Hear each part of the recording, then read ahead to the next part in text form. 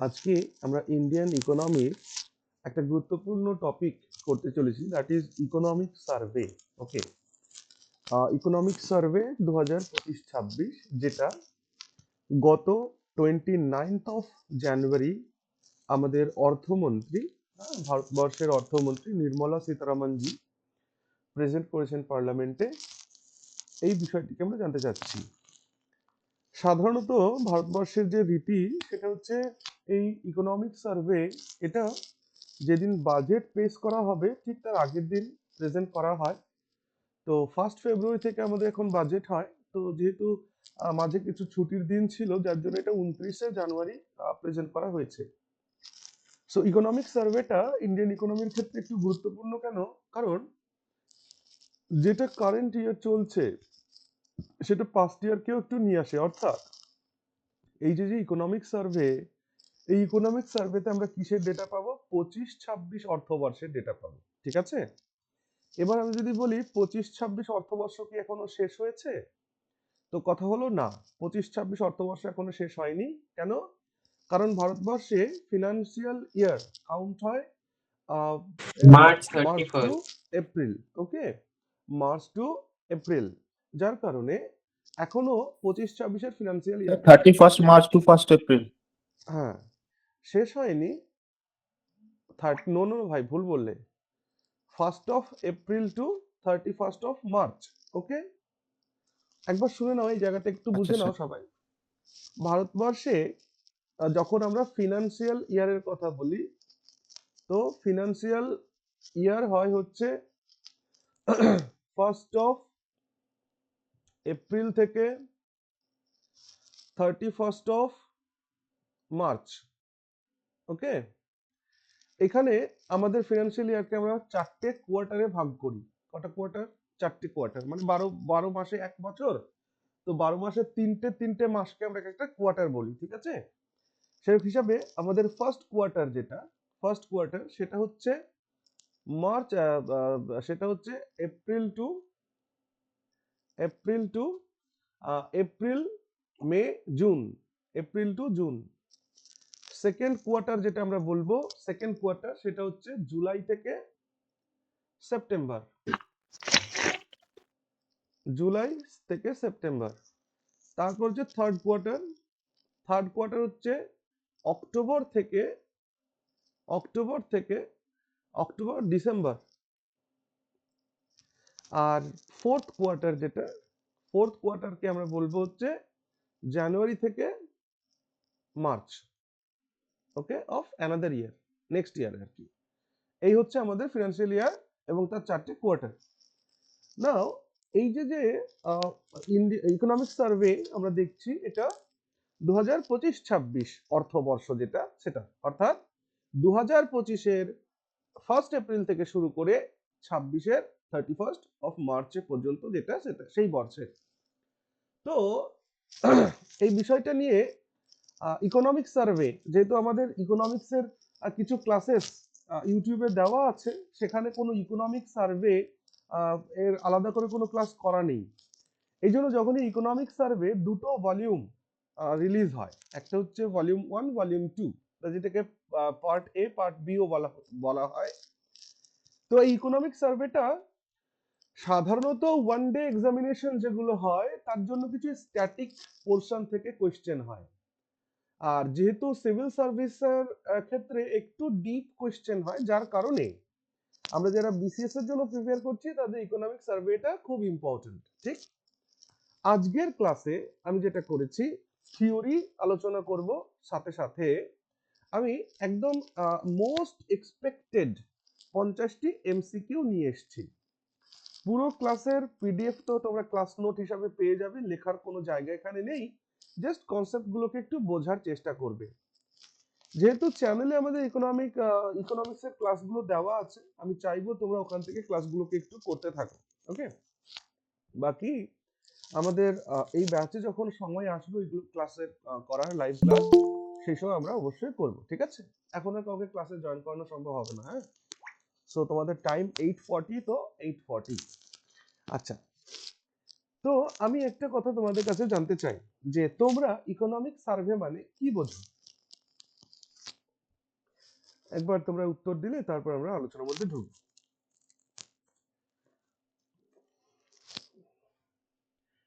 Economic survey সারা বছরের আয় ব্যয় সমস্ত কিছু হিসাব। সারা বছরের আয় ব্যয়ের হিসাব, তাহলে এটা তো বাজেট। তাহলে কি এই যে প্রত্যেক বছর বাজেট পেশ করা হয়, তো সেই বাজেটটা কি তাহলে? সারা বছরে সে যেগুলো করগুলো কালেক্ট করলো, এবারে কোনটা কি খাতে ফেলবে, ব্যয় করবে, সেটা ঠিক করে বাজেট। আচ্ছা, বেশ বেশ বেশ, ওকে। শোনো, প্রত্যেকে একদম কনসেপ্টটাকে ক্লিয়ার করে নাও। ইকোনমিক সার্ভে আর বাজেট, ইউনিয়ন বাজেট বা অ্যানুয়াল বাজেট। সবার আগে বলি, একটা গল্প বলি। ধরো তোমাদের মধ্যে কেউ একজন আছো যে কোনো একটা ক্লাবের, তোমাদের এলাকায় একটা ক্লাব আছে, সেই ক্লাবের একজন কালচারাল সেক্রেটারি, ঠিক? এখন কালচারাল সেক্রেটারি হওয়ার দরুন তোমার ওপরে সমস্ত দায়িত্ব থাকে যে কোনো যে আমাদের অনুষ্ঠানগুলো পারফর্ম হয় ক্লাবে, যেমন সরস্বতী পুজো বা কালী পুজো বা যে যে অনুষ্ঠান করে না কেন। তো ধরে নাও তোমাদের মধ্যে একজন তোমাদের ক্লাবের কালচারাল সেক্রেটারি, এবং তোমার উপর দায় পড়েছে যে সরস্বতী পূজার অনুষ্ঠানটা তোমার উপরে করতে হয়। তা তুমি ওই ক্লাবের কালচারাল সেক্রেটারি হিসাবে দ্বিতীয় বর্ষে পদার্পণ করেছো, মানে গত বছর ছিলে, এবছরও আছো। তো এবার যখন সরস্বতী পুজো এলো, তখন একটা মিটিং হলো। সেই মিটিং এ তোমার কাছে জানতে চাওয়া হলো যে আচ্ছা ভাই, তুই তো গতবারে সরস্বতী পুজোর দায়িত্বে ছিলি, তাহলে এবার বল দেখি গতবারে সরস্বতী পুজো কি দিয়ে কি হয়েছিল।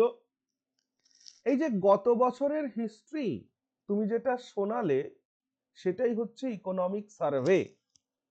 আর ইউ গেটিং মাই পয়েন্ট? এবার তারপর তোমাকে বলা হলো আচ্ছা বল তাহলে এবছরে কি কি করবি বল। এই যে এবছরের কাহিনী যেটা তুমি বর্ণনা করলে, কি কি করতে চলেছো, সেটা হলো বাজেট। তার মানে বাজেট হচ্ছে ফিউচার সেন্স বিয়ার করে, আর ইকোনমিক সার্ভে পাস্ট সেন্স বিয়ার করে। এইটুকুন বেসিক তফাৎ কি ক্লিয়ার হয়েছে? বলো তো দেখি একবার আমাকে। হ্যাঁ স্যার। তাহলে ইকোনমিক ভালো সার্ভে বুঝেছি। মানে অতীতে কি ঘটনাটা ঘটেছে, মানে গত বছর কি হয়েছিল তার বর্ণনা ইকোনমিক সার্ভে। আর এবছর কি হতে চলেছে সেটা হচ্ছে বাজেট। ক্লিয়ার? নাও খুব ভালো করে শোনো। তাহলে ইকোনমিক সার্ভেতে আমরা কি জানতে পারি? মনে রাখবে, ইকোনমিক সার্ভে হলো একটা দেশের অর্থনীতির রিপোর্ট কার্ড, যে ওই দেশের অর্থনীতি সারা বছর মানে বিগত বছরটা কিভাবে কাটিয়েছে, কি কি তারা শপথ করেছিল আর কি কি তারা পেল। ভারতবর্ষ একটা গণতান্ত্রিক দেশ, আর যেহেতু ভারতবর্ষ গণতান্ত্রিক দেশ, সেই কারণে ভারতের সরকার, সেই সরকারের রেসপন্সিবিলিটি আছে যে সেই দেশের জনগণের টাকা, মানে তাদের করের টাকা, সেই সরকার কিভাবে খরচ করেছে, কোথায় কোথায় খরচ করেছে, কি করেছে, এই সমস্ত কিছু জানানো। আর এই জানানোর তাগিদ থেকে সরকার প্রত্যেক বছর ইকোনমিক সার্ভেটাকে পেশ করে। মজার কিছু ফ্যাক্ট শোনো। আমাদের ভারতবর্ষ স্বাধীন হওয়ার পর থেকে 1951-এ প্রথমবারের জন্য বাজেট আসে। আর 1964 সাল পর্যন্ত, কবে পর্যন্ত? 1964। 1964 সাল পর্যন্ত, 51 থেকে শুরু করে 1964 সাল পর্যন্ত কিন্তু এই বাজেটের সাথে সাথেই ইকোনমিক সার্ভেটাকেও পেশ করা হতো। কিন্তু 1964 সালের পর থেকে ইকোনমিক সার্ভেটাকে বাজেটের ঠিক একদিন আগে পেশ করা হয়। তাহলে দুটোকে কেন আলাদা করতে হলো? কারণ দেশের অর্থনীতি যখন ডেভেলপ করছিল, তখন একদিনে ওই দুটো আর কমপ্লিট করা যাচ্ছিল না। যখন আমার গত বছরের হিসাবটা দিতে হবে এবং ভবিষ্যতে আমি কি করতে চলি সেই বর্ণনাও দিতে হবে। তাহলে ইকোনমিক সার্ভে আর ইকোনমিক বাজেট, এই অ্যানুয়াল বাজেট দুটোকে একসাথে করা যাবে না, আলাদা করতে হবে। এই জন্য দেখবা আফটার 1964 ভারতবর্ষে যেদিন ইকোনমিক সার্ভে প্রেজেন্ট করা হয় পার্লামেন্টে, ঠিক তার পরের দিন তোমার বাজেট আসে। ওকে, এই হচ্ছে নিয়ম। যাক, এই সমস্ত যা স্ট্যাটিক পার্ট আছে সেগুলো আমরা ক্লাসে ধীরে ধীরে আলোচনা করব। বাকি বেসিক ধারণাটা একটু শোনো। তো ইকোনমিক সার্ভেতে আমরা দেখব যে আমাদের দেশ সারা বছর কি করেছিল, কোথায় কোথায় কোন টাকা খরচ করেছিল, কি করতে কি প্রবলেম হয়েছিল, আর সেই জায়গা থেকে কি করলে ভালো হয়, হ্যাঁ, বা গতবার আমার মনে করো যে সরস্বতী পুজোর তুমি সেক্রেটারি ছিলে, কালচারাল সেক্রেটারি, তো তোমার গত বছর এরকম ফিল হয়েছিল যে আচ্ছা পুজোর পরের দিন যে আমরা খিচুড়ি প্রসাদ বিতরণ করেছিলাম, সেই খিচুড়ি প্রসাদ বিতরণ করার সময় আমাদের প্লেট শেষ হয়ে গেছিল। সেইবার তুমি তোমার এই বক্তব্যের মধ্যে কি বলবে যে ভাই শোন একটা কথা বলি, গতবার কিন্তু আমাদের ওই খিচুড়ি প্রসাদ দেওয়ার সময় প্লেট শেষ হয়ে গেছিল, এবার কিন্তু প্লেটের সংখ্যাটা একটু বেশি করিস। এটাই হচ্ছে ইকোনমিক সার্ভে, অর্থাৎ বিগত বছরে আমরা যা যা করেছি তার মধ্যে লুফোলস কি ছিল, কি কি করলে ভালো হবে, এই সমস্ত কিছুই হচ্ছে ইকোনমিক সার্ভে। তাহলে ইকোনমিক সার্ভে অতীতের পুরো অর্থনীতির বর্ণনা দেয় এবং তার সাথে সরকারকে কিছু সাজেশন দেয়। এখান থেকে একটা প্রশ্ন ইউপিএসসি তে জিজ্ঞেস করা হয়েছে যে ইকোনমিক সার্ভেতে যে সাজেশন গুলো দেওয়া হয় সেগুলো কি কম্পালসারি ফর গভর্নমেন্ট, বা সেগুলো কি ম্যান্ডেটরি, সরকারকে পালন করতেই হবে? না, ম্যান্ডেটরি কিন্তু নয়। ওকে, ইকোনমিক সার্ভেতে যে সাজেশনস গুলো দেওয়া হয় সেই সাজেশন গুলো সরকারকে যে কমপ্লাই করতে হবে এমন কিছু ম্যান্ডেটরি নয়, বাট সরকার এটা রিয়ালাইজ করে যে বিগত বছরে যে যে ভুলগুলো বা যে খামতিগুলো হয়েছে সেগুলো যাতে আর আগামী বছর না হয়, সেই কারণে সরকার সেগুলোকে মানে সুওমোটো নিজের থেকেই সেটাকে ইমপ্লিমেন্ট করার চেষ্টা করে, এটা ম্যান্ডেটরি কিন্তু নয়। ওকে, অর্থাৎ কোনো ব্যক্তি এমন করতে পারবে না যে ইকোনমিক সার্ভেতে কোনো একটা প্রভিশন দেওয়া ছিল সেটা গভর্নমেন্ট ফুলফিল করেনি, তার জন্য আমি কোর্টে চলে গেলাম, এমনটা হবে না। ওকে, বেশ, এবার আমরা কিছু স্ট্যাটিক পার্ট, আচ্ছা সবাই একবার বলো ইকোনমিক সার্ভে কি জিনিস এটা বুঝতে পেরেছি? হ্যাঁ স্যার। হ্যাঁ স্যার পেরেছি। দাদা ওই 1964 এর যে বিষয়টা কি বললে একবার বলো। আচ্ছা আমি একটু পরে আলোচনার মধ্যে আবার বলবো, ঠিক আছে? আচ্ছা এই বিষয়গুলো ঠিক আছে, ওকে। আর ইকোনমিক সার্ভে করেটা কে দাদা? হ্যাঁ সবটাই আলোচনা করব ভাই, একটু ধৈর্য ধরে, এখান থেকেই প্রশ্ন হয়, ঠিক আছে? চলো, সবার প্রথম প্রশ্ন ওকে, তোমাদের সামনে, that is what is the economic survey, মানে ইকোনমিক সার্ভেটা কি? আমাদের ভারত সরকারের যে ফিনান্স মিনিস্ট্রি আছে, মানে অর্থ মন্ত্রণালয় রয়েছে, তাদের এটা একটা ফ্ল্যাগশিপ অ্যানুয়াল ডকুমেন্ট, অর্থাৎ ভারতের অর্থ মন্ত্রণালয় থেকে প্রত্যেক বছর তারা সারা বছরে কি কাজ করেছে না করেছে, এই অর্থনীতির কোনটা ভালো হয়েছে, কোনটা খারাপ হয়েছে, কোনটা আমরা অ্যাচিভ করতে পেরেছি, কোনটা আমরা অ্যাচিভ করতে পারিনি, এই ডিটেলস বিবরণ দেওয়া হয় থ্রু ইকোনমিক সার্ভে। অর্থাৎ it serves as an official review of the Indian economy, অর্থাৎ ইন্ডিয়ান ইকোনমির একটা অফিসিয়াল রিভিউ করা হয় এই সার্ভের মাধ্যমে। কবে, কতদিনের? ওভার দ্য প্রিভিয়াস 12 মান্থস, অর্থাৎ যে যে বিগত যে 12 মাস চললো সেই 12 মাসের একটা ডেটা দেওয়া হয়। এবার তোমাদের কাছে একটা প্রশ্ন করি, এই ফিনান্সিয়াল ইয়ার কি এখনো শেষ হয়েছে? এই যে 29শে জানুয়ারি ইকোনমিক সার্ভে না। এলো না স্যার হয়নি। এবং না। 1 ফেব্রুয়ারি বাজেট পেশ হলো, তাহলে তো এখনো তো 31 অফ মার্চ আসেনি, তাহলে কি করে আগে আগে হয়ে গেল? এই জন্য একটা পয়েন্ট মাথায় রাখো, এখান থেকে প্রশ্ন জিজ্ঞেস করেছে ইকোনমিক সার্ভেতে যে ডেটাগুলো দেওয়া হয় those data are real or estimated, बताओ। স্যার এস্টিমেটেডই হবে। হ্যাঁ ভেরি গুড, এস্টিমেটেড মাথায় রাখবে। ইকোনমিক সার্ভেতে যে ডেটাগুলো দেওয়া হয় সেই ডেটাগুলো কিন্তু estimated, not Real data, clear? Estimated কেন, কেন এস্টিমেটেড? তার কারণ হলো যে এটা এখন আমার তো শেষ হয়নি ফিনান্সিয়াল ইয়ারটা, তাহলে এখানে একটা প্রশ্ন ওঠে। প্রশ্নটা হলো আচ্ছা যদি তাই হয় তাহলে ইকোনমিক সার্ভে করার দরকারটা কি? এটা যদি এস্টিমেটেড ডেটাই হয় তাহলে ইকোনমিক সার্ভে করার দরকারটা কি? দরকারটা হলো এই জায়গা থেকেও প্রশ্ন করেছে। ইকোনমিক সার্ভে করার দরকারটা হচ্ছে, আমরা দেখো অর্থনীতিকে দুই ভাবে আমরা বিচার করার চেষ্টা করি, এক হচ্ছে লং টার্ম সিচুয়েশনে, একটা হচ্ছে শর্ট টার্ম সিচুয়েশনে। তার মানে কোয়ার্টার বাই কোয়ার্টার, কারণ আমরা আমাদের ফিনান্সিয়াল ইয়ারকে 4টে কোয়ার্টারে ভাগ করেছি, তাহলে কোয়ার্টার বাই কোয়ার্টার আমরা প্রগ্রেস করছি নাকি আমাদের অধঃপতন হচ্ছে, এই জিনিসটা দেখার জন্য ইকোনমিক সার্ভেটা দরকার। ওকে, ক্লিয়ার হচ্ছে ব্যাপারগুলো? Very good. দাদা জিডিপি গ্রোথ গুলো ওই কোয়ার্টারেরই তো দেয় এবং একদমই পরের তাই। কোয়ার্টারের এস্টিমেশন একটা দেয়। ঠিক ঠিক, তাহলে detailing performance across various sectors, and providing a roadmap for future reforms. তাহলে আমরা এখানে কি পাই এই ইকোনমিক সার্ভের মাধ্যমে?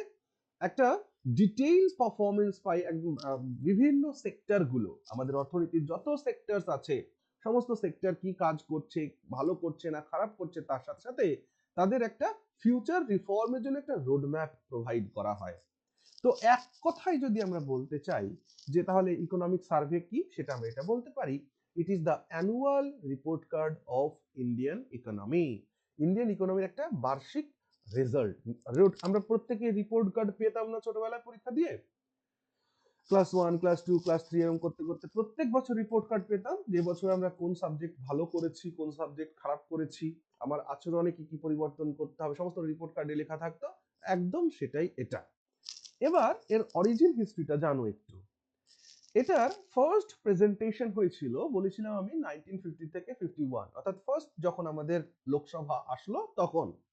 এবং এই সময় কি হতো, originally presented as a part of the union budget. এটা প্রথম ইউনিয়ন বাজেটেরই একটা অংশ হিসাবে পার্লামেন্টে পেশ হতো, কিন্তু এটা পরিবর্তন হয় কবে? 1964 সালে, 1964-এ। 1964-এ কি হয়, the survey was delinked from the budget, অর্থাৎ বাজেট থেকে এটাকে ডিলিং করা হয়, আলাদা করে দেওয়া হয়, and began being presented a day earlier to provide better context for the budget proposals. খুব গুরুত্বপূর্ণ এই পয়েন্টটা থেকে কিন্তু দেখবে যে কেন কেন আমি ইকোনমিক সার্ভেকে একদিন আগে প্রেজেন্ট করছি, কেন? কারণ এই যে আগামীকাল বাজেট আসতে চলেছে, সেই বাজেটের জন্য একটা কনটেক্সট তো আমাকে রেডি করতে হবে। দেখো, এত বড় আমাদের দেশ, এত বিশাল একটা দেশ, এত বিশাল একটা অর্থনীতি, ঠিক? সবাই সরকারি যে ডেটা, সেই সরকারি ডেটা তো সবসময় অ্যাভেলেবেল থাকে না। তাহলে একটা মাত্র source, that is most reliable source, that is economic survey, হ্যাঁ, যেটা ফিনান্স মিনিস্ট্রি থেকে দেওয়া হয়। সেটা সারা বছর মানুষ অপেক্ষা করে, যারা এই বিষয় নিয়ে গবেষণা করেন, বিরোধী দল হতে পারে বা গবেষক হতে পারে, হ্যাঁ, বা অর্থনীতিবিদ হতে পারে, তারা এটা নিয়ে অপ্রতীক্ষা করেন যে কবে ইকোনমিক সার্ভেটা আসবে।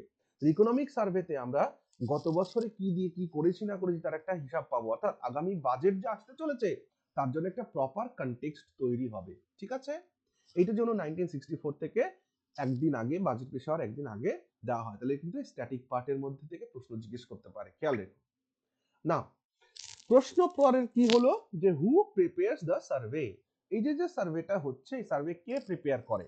মনে রাখবে, আমাদের ফিনান্স মিনিস্ট্রির আন্ডারে একটা ডিপার্টমেন্ট আছে, যে ডিপার্টমেন্টটা হচ্ছে ডিপার্টমেন্ট অফ ইকোনমিক্স অ্যাফেয়ার্স বা ডিইএ বলা হয়। ভালো করে শোনো, কে প্রিপেয়ার করে? আমাদের ফিনান্স মিনিস্ট্রির আন্ডারে একটা ডিপার্টমেন্ট আছে, সেই ডিপার্টমেন্টের নাম কি? Department of economic affairs. আর সেই ডিপার্টমেন্ট অফ ইকোনমিক অ্যাফেয়ার্স এর মধ্যে একটা বোর্ড আছে, বোর্ড বা একটা টিম আছে, যে টিমকে বলা হয় ইকোনমিক্স ডিভিশন। কি বলা হয় ভাই? Economic division. আর সেই ইকোনমিক ডিভিশনের মধ্যে একজন চিফ ব্যক্তি আছেন, যাকে বলা হয় চিফ ইকোনমিক অ্যাডভাইজার বা সিইএ। এই চিফ ইকোনমিক অ্যাডভাইজারের তত্ত্বাবধানে এই ডকুমেন্টস প্রিপেয়ার করা হয়, এবং যখন ফিনান্স মিনিস্টার, কেন্দ্রের অর্থমন্ত্রী, যখন এই তার চিফ অ্যাডভাইজারের যে তথ্য, এটাকে যখন সিলমোহর মেরে দেওয়া হয়, তখন সেটি অ্যাপ্রুভড হয়। অ্যাপ্রুভ হওয়ার পরে ফিনান্স মিনিস্টার এসে পার্লামেন্টে এটাকে শোনায়। তাহলে আরো একবার ভালো করে শোনো, কে তৈরি করে এটা? এই ইকোনমিক্স ডিভিশন কথাটা কিন্তু পরীক্ষাতে প্রশ্ন এসছে, যে ইকোনমিক সার্ভে কে প্রেজেন্ট, মানে কে প্রস্তুত করে? ইকোনমিক সার্ভে প্রস্তুত করে ইকোনমিক ডিভিশন। ইকোনমিক ডিভিশনটা কি? মিনিস্ট্রি, ফিনান্স মিনিস্ট্রির আন্ডারে একটা ডিপার্টমেন্ট আছে, যে ডিপার্টমেন্টের নাম হচ্ছে ডিপার্টমেন্ট অফ ইকোনমিক অ্যাফেয়ার্স। আর সেই ডিপার্টমেন্টের মধ্যে একটা টিম আছে বা একটা ইউনিট আছে, যাকে বলা হয় ইকোনমিক্স ডিভিশন। আর সেই ইকোনমিক ডিভিশনের যিনি চেয়ার করেন বা যিনি হেড হন, তাকে বলা হয় চিফ ইকোনমিক অ্যাডভাইজার। আর এই চিফ ইকোনমিক অ্যাডভাইজারের নেতৃত্বে একটা ডেটা তৈরি হয়, ঠিক আছে? 2 ভলিউমের, ভলিউম 1 ভলিউম 2, ওকে? সেইটা পড়ে শোনানো হয় কাকে? ফিনান্স মিনিস্টারকে। ফিনান্স মিনিস্টার শোনার পরে তার যদি অ্যাপ্রুভাল তিনি যখন দেন, তখন সেটা একটা প্রপার ডেটা তৈরি হয়, আর সেই ডেটাটা অর্থাৎ ইকোনমিক সার্ভেটা পরের দিন এসে তিনি করেন পার্লামেন্টে এটা শোনান, ওকে? এই হচ্ছে কাহিনী। তাহলে আমি এবার জিজ্ঞেস করি তোমাদের কাছে, বলো ইকোনমিক সার্ভে কে প্রেজেন্ট করে, কে প্রিপেয়ার করে? প্রেজেন্ট করে নয়, সরি, প্রিপেয়ার করে কে? Economics division. না না, ডিটেলসে বলো ভাই, চিফ অফ ইকোনমিক অ্যাডভাইজার। ডিটেলসে বলো, আমি তো এইটুকুন বলিনি তো। আচ্ছা, department of department of economic economic affairs, affairs. যেটা এক আমাদের মিনিট দাঁড়াও, এক মিনিট দাঁড়াও, হ্যাঁ, খুব ডিটেলসে বলতে হবে কিন্তু, একদম বলো।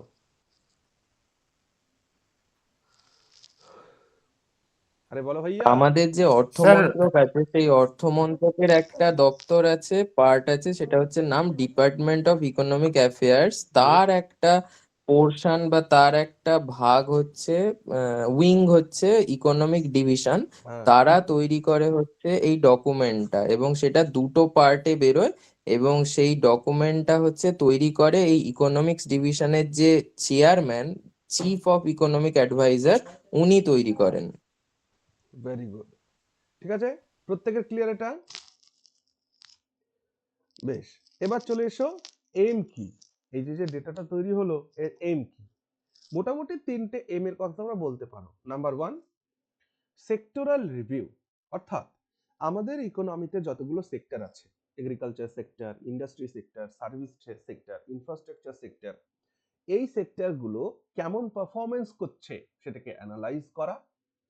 নাম্বার 2, ম্যাক্রো ইকোনমিক ট্র্যাকিং, অর্থাৎ আমাদের দেশের যে ম্যাক্রো ইকোনমিক যে যে মানে যে সিস্টেমগুলো রয়েছে সেটা কিভাবে চলছে, অর্থাৎ জিডিপি গ্রোথকে রিভিউ করা, ইনফ্লেশনকে মাথায় রাখা, ফিসকাল ডেফিসিটকে তদন্ত করা, এবং ট্রেড ব্যালেন্সকে চেকে রাখা, ওকে?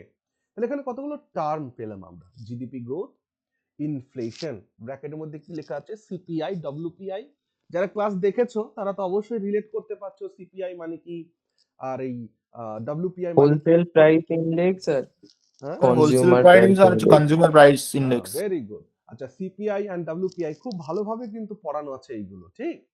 আচ্ছা, তাহলে দেখবো আমি একটু পরে এগুলো নিয়ে আলোচনা করছি। ফিসকাল ডেফিসিট আছে, ট্রেড ব্যালেন্স আছে, ইত্যাদি ইত্যাদি। ব্যাস। 3 নম্বর কি? ফিউচার আউটলুক, অর্থাৎ এই ইকোনমিক সার্ভের মাধ্যমে কিছু প্রজেকশন অফার করা হয় যে আপকামিং ফিসকাল ইয়ারের জন্য, আগামী যে অর্থবর্ষ আসতে চলেছে তার জন্য কিছু প্রজেকশন এবং তার জন্য কিছু সাজেশন, হ্যাঁ, দেওয়া হয় এই সার্ভের মাধ্যমে, ওকে? আচ্ছা, এর মধ্যে কি ফিচার্সের মধ্যে দেখো দুটো পার্ট হয়, part A, part B. Typically the survey is divided into two distinct sections, part A and part B. Part A কিসের উপর ফোকাস করে না, মেজর যে ম্যাক্রো ইকোনমিক ডেভেলপমেন্টস হচ্ছে আমাদের দেশে, অর্থাৎ জিডিপি বাড়ছে কিনা, ইনফ্লেশনের কি অবস্থা, ফিসকাল ডেফিসিটের কি অবস্থা, ট্রেড ব্যালেন্সের কি অবস্থা, এই জিনিসগুলো, অর্থাৎ একটা ব্রডার রিভিউ দেয় হচ্ছে পার্ট এ। আর যদি বলা হয় ডেটা কোথায় থাকে দাদা, ডেটাগুলো, তো ডেটাগুলো থাকে পার্ট বি এর মধ্যে। কিভাবে? একদম টেবিল করে করে পাই চার্টের মাধ্যমে সাজিয়ে গুছিয়ে, মানে প্রত্যেকটা মাইনিউট ডেটা দেওয়া হয় হচ্ছে পার্ট বি এর মধ্যে। ক্লিয়ার? তো কথা হলো দাদা, আমরা তাহলে কি করব, আমরা কোনটা আমাদের জেনারেল কম্পিটিশনের জন্য আমরা কোনটা পড়বো? মনে রাখো আমাদের জেনারেল পার্ট কম্পিটিশনের জন্য বিটা। আমরা পার্ট বিটা যে পড়বো, কিন্তু পার্ট বি এর মধ্যে সবটা আমাদের পড়া লাগবে না। সর্বপ্রথম তো পার্ট এ তে যে ব্রডার রিভিউ দেওয়া আছে সেই বিষয়টাকে একবার একটু পড়ে নেওয়া, এন্ড দেন তারপর গিয়ে আমাকে পার্ট বি তে স্পেসিফিক কিছু কিছু জায়গা আমাকে দেখতে হবে, ঠিক আছে? আর সেই জায়গাগুলো কি, সেগুলো টিচার বলবেন যে আসলে কোন জায়গা থেকে কোয়েশ্চেন হয়, আর সেই জায়গাগুলোকে দেখতে হবে। এবার ঘটনা হলো, এই যে ইকোনমিক সার্ভে সরকার পাবলিশ করে সেটা 700 পাতা 800 পাতার হয়। সো অতটা কি পড়তে হবে? না, কিছু পড়তে হবে না। এই জন্য আজকের ক্লাসে আমরা একদম এখান থেকে যে যে কোয়েশ্চেন্স আসতে পারে আগামী পরীক্ষাগুলোতে সেই বিষয়টা নিয়ে আজকে আমাদের আলোচনা রেখেছি, ওকে? বাকি আলাদা করে কেউ আবার ইকোনমিক সার্ভে পেজটাকে ডাউনলোড করে কেউ পড়তে শুরু করো না, সো সময় নষ্ট হবে। এখন আমরা আগে যাওয়ার আগে, কারণ আমরা যখন গিয়ে কিছু কিছু দেখবো সেই জায়গা বোঝার আগে কিছু রিলেটেড টার্মস, ইকোনমিক্স এর সাথে যুক্ত কিছু টার্মস আমাদের জানতে হবে। সবার আগে যখন আমরা জিডিপির কথা বলি, তো জিডিপি মানে কি আমরা সবাই জানি। জিডিপি মানে হচ্ছে গ্রস ডোমেস্টিক প্রোডাক্ট। ওকে, সো এই বিষয়টাকে আমি মার্কেট ভ্যালু মানে মানে এনএনপি আর জিডিপি আর এনএনপি নাকি এই বিষয়গুলো আমি এতটা ডেপথে আজকে যাব না, জাস্ট ওভারঅল একটু বলি। জিডিপি যখন আমরা কাউন্ট করি ভাই, জিডিপি আমাদের দুই ধরনের জিডিপি হয়। একটাকে আমরা বলি হচ্ছে নমিনাল জিডিপি, নমিনাল জিডিপি আর রিয়েল জিডিপি। ওকে, আরেকটাকে আমরা বলি হচ্ছে রিয়াল জিডিপি। নাও নমিনাল জিডিপি আর রিয়াল জিডিপি এই দুটোর মধ্যে তফাৎ কি, এটা যদি আমাদের বুঝতে হয় তাহলে আগে একটু বেসিক জানতে হবে যে ব্যাপারটা কি, নমিনাল কি আর রিয়াল কি। দেখো ভাই, নমিনাল জিডিপি হচ্ছে অর্থাৎ ইয়ার টু ইয়ার, মানে গত বছরে মনে করো আমার 100 টাকা ইনকাম হয়েছিল, মানে গত বছরে আমার জিডিপি ধরো 100 টাকা ছিল, আর এবছরে আমার জিডিপি হয়েছে হলো 110 টাকা। খুব ভালো করে খেয়াল করবে, গত বছরে আমার কত ছিল ইনকাম, 100 টাকা, এবছর কত হয়েছে 110 টাকা। তোমাদের দেখে মনে হচ্ছে না ও মাত্র 10 টাকা, মনে হচ্ছে কিনা? তার মানে নমিনাল জিডিপিটা কিসের সাথে রিলেট করে, শর্ট টার্ম, তাই তো, শর্ট টার্ম ক্যালকুলেশন বা শর্ট টার্ম ডেটার জন্য নমিনাল জিডিপি। আর রিয়াল জিডিপি কি, দেখো রিয়াল জিডিপি যেটা কাউন্ট করা হয় সেটা বেসড অন, তাহলে নমিনাল জিডিপি কিসের উপরে, কারেন্ট ইয়ারের উপরে, তাই না, কারেন্ট ইয়ারের উপরে, কারেন্ট ইয়ার্স এর উপরে করা হয়। আর রিয়াল জিডিপি কিসের উপর কাউন্ট হয়, বেস ইয়ারের উপরে কাউন্ট হয়। কিসের উপরে কাউন্ট হয়, বেস ইয়ার। তো আজকের দিনেও অর্থাৎ আজকে আমরা 2026-এ দাঁড়িয়ে আছি, 2026-এ আমাদের বেস ইয়ার কত না 2011-12, বেস ইয়ার কত 2011-12। বেস ইয়ারে কি সুবিধা হয় খেয়াল করো ভালো করে। 2000 মনে করো 2011-12-তে, 2011-12-তে ধরো আমাদের জিডিপি ছিল 100 টাকা, ক্লিয়ার? কিন্তু আজকে 2026, মানে অনেক টাইম হয়ে গেছে, কিন্তু ভেবে দেখো একবার 2011-12 থেকে 2026 মানে অনেকটা সময়। এইখানে এসে মনে করো আমার ইনকাম হয়েছে, আচ্ছা এর মাঝে আরেকটাকে দিয়ে দিই, মনে করো যে 2015, এর মাঝামাঝি একটা টাইম দিয়ে দিই 2015। 2015-তে আমার জিডিপি ছিল মনে করো 120 টাকা, ঠিক আছে? আর 2026 এসে আমার মনে করো জিডিপি হয়েছে 210 টাকা। তুমি যদি একবার খেয়াল করো যে এই দুটো বছরকে যদি তুমি দেখো, তখন তুমি বলবে হ্যাঁ মাত্র 20 টাকা বেড়েছে, হ্যাঁ কেমন একটা লাগবে না, মানে ইন্টারেস্ট পাবেন যে এত কম। কিন্তু যদি তুমি এই বেস ইয়ারের সঙ্গে এই ইয়ারকে 26-কে ক্যালকুলেট করো, কত বেড়েছে দেখো তো, 110 টাকা বেড়েছে কিনা। Are you getting my point? Sir তাহলে বেস ইয়ারটা হচ্ছে এই কারণে যে আমার বেস ইয়ার থেকে এই পর্যন্ত আমি আসলে কতটুকু উন্নতি করতে পেরেছি।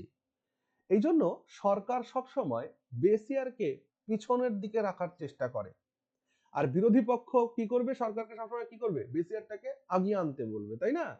সরকার যেমন এখন বেস ইয়ারকে কি করার কথা বলছে বলতো, 2020-21, 22-23। হ্যাঁ 2020-21 বা 22-23, ঠিক আছে, 2022-23-এর কথা বলছে, ওকে, বা একটু মানে কিছুদিন আগে এটা 2020-21 ছিল। তাহলে বিরোধী পক্ষ সবসময় বেস ইয়ারকে আগিয়ে আনতে চায় কেন, তাহলেই তো বোঝা যাবে যে সরকার ভালো কিছু করছে না। Are you getting my sir point? কিন্তু 20-21-এ তো স্যার কোভিড ছিল স্যার, বেস ইয়ার তো একটা মানে স্টেবল ইয়ারকে ধরা হয়। হ্যাঁ আমি সেটাই বলছি যে বিরোধী পক্ষ এখন দেখো বেস ইয়ার কিন্তু 2011-12, এটুকু মাথায় রেখো। নেক্সট বেস ইয়ার কি হবে, বেস ইয়ার কি হবে এটা সরকার ঠিক সিদ্ধান্ত নেবে, পার্লামেন্ট সিদ্ধান্ত নেবে, ওকে। বাকি আমি যেটা বলতে চাইছি যে বেস ইয়ারটা হচ্ছে সবসময় বিরোধীরা চাইবে বেস ইয়ারটাকে আগিয়ে নিয়ে আসা হোক, যত বেস ইয়ার আগিয়ে নিয়ে আসবে তত কম কম গ্রোথ দেখাবে, আর যত বেস ইয়ার পেছনে যাবে তখন বেশি বেশি গ্রোথ দেখাবে, এটাই। তাহলে সরকার কি কম গ্রোথ দেখাতে চাইবে না বেশি গ্রোথ দেখাতে চাইবে, বেশি গ্রোথ দেখাতে চাইবে। এই জন্য সরকার সবসময় চায় যে বেস ইয়ারটা যাতে পেছনের দিকে থাকুক, ওকে, বেশ।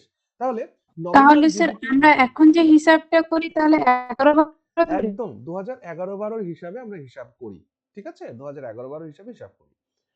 এবার তোমাদের প্রশ্ন হতে পারে কেন, দেখো 2011-12 হিসাবে বেস ইয়ার হিসাবে করাটা হচ্ছে অ্যাকচুয়াল হিসাব, কেন কি, এই যে প্রত্যেক বছর দেখো একটা মনে করো যে তুমি যে দৈনিক বড় হচ্ছ, দৈনিক নিজেকে আয়নায় দেখছো, তোমার মধ্যে কি দৈনন্দিন কোনো পরিবর্তন তুমি লক্ষ্য করো, নাকি 2 বছর বাদে তোমাদের বাড়িতে কোনো একজন আত্মীয় আসলো, বললো এই তুই তো অনেক বড় হয়ে গেছিস।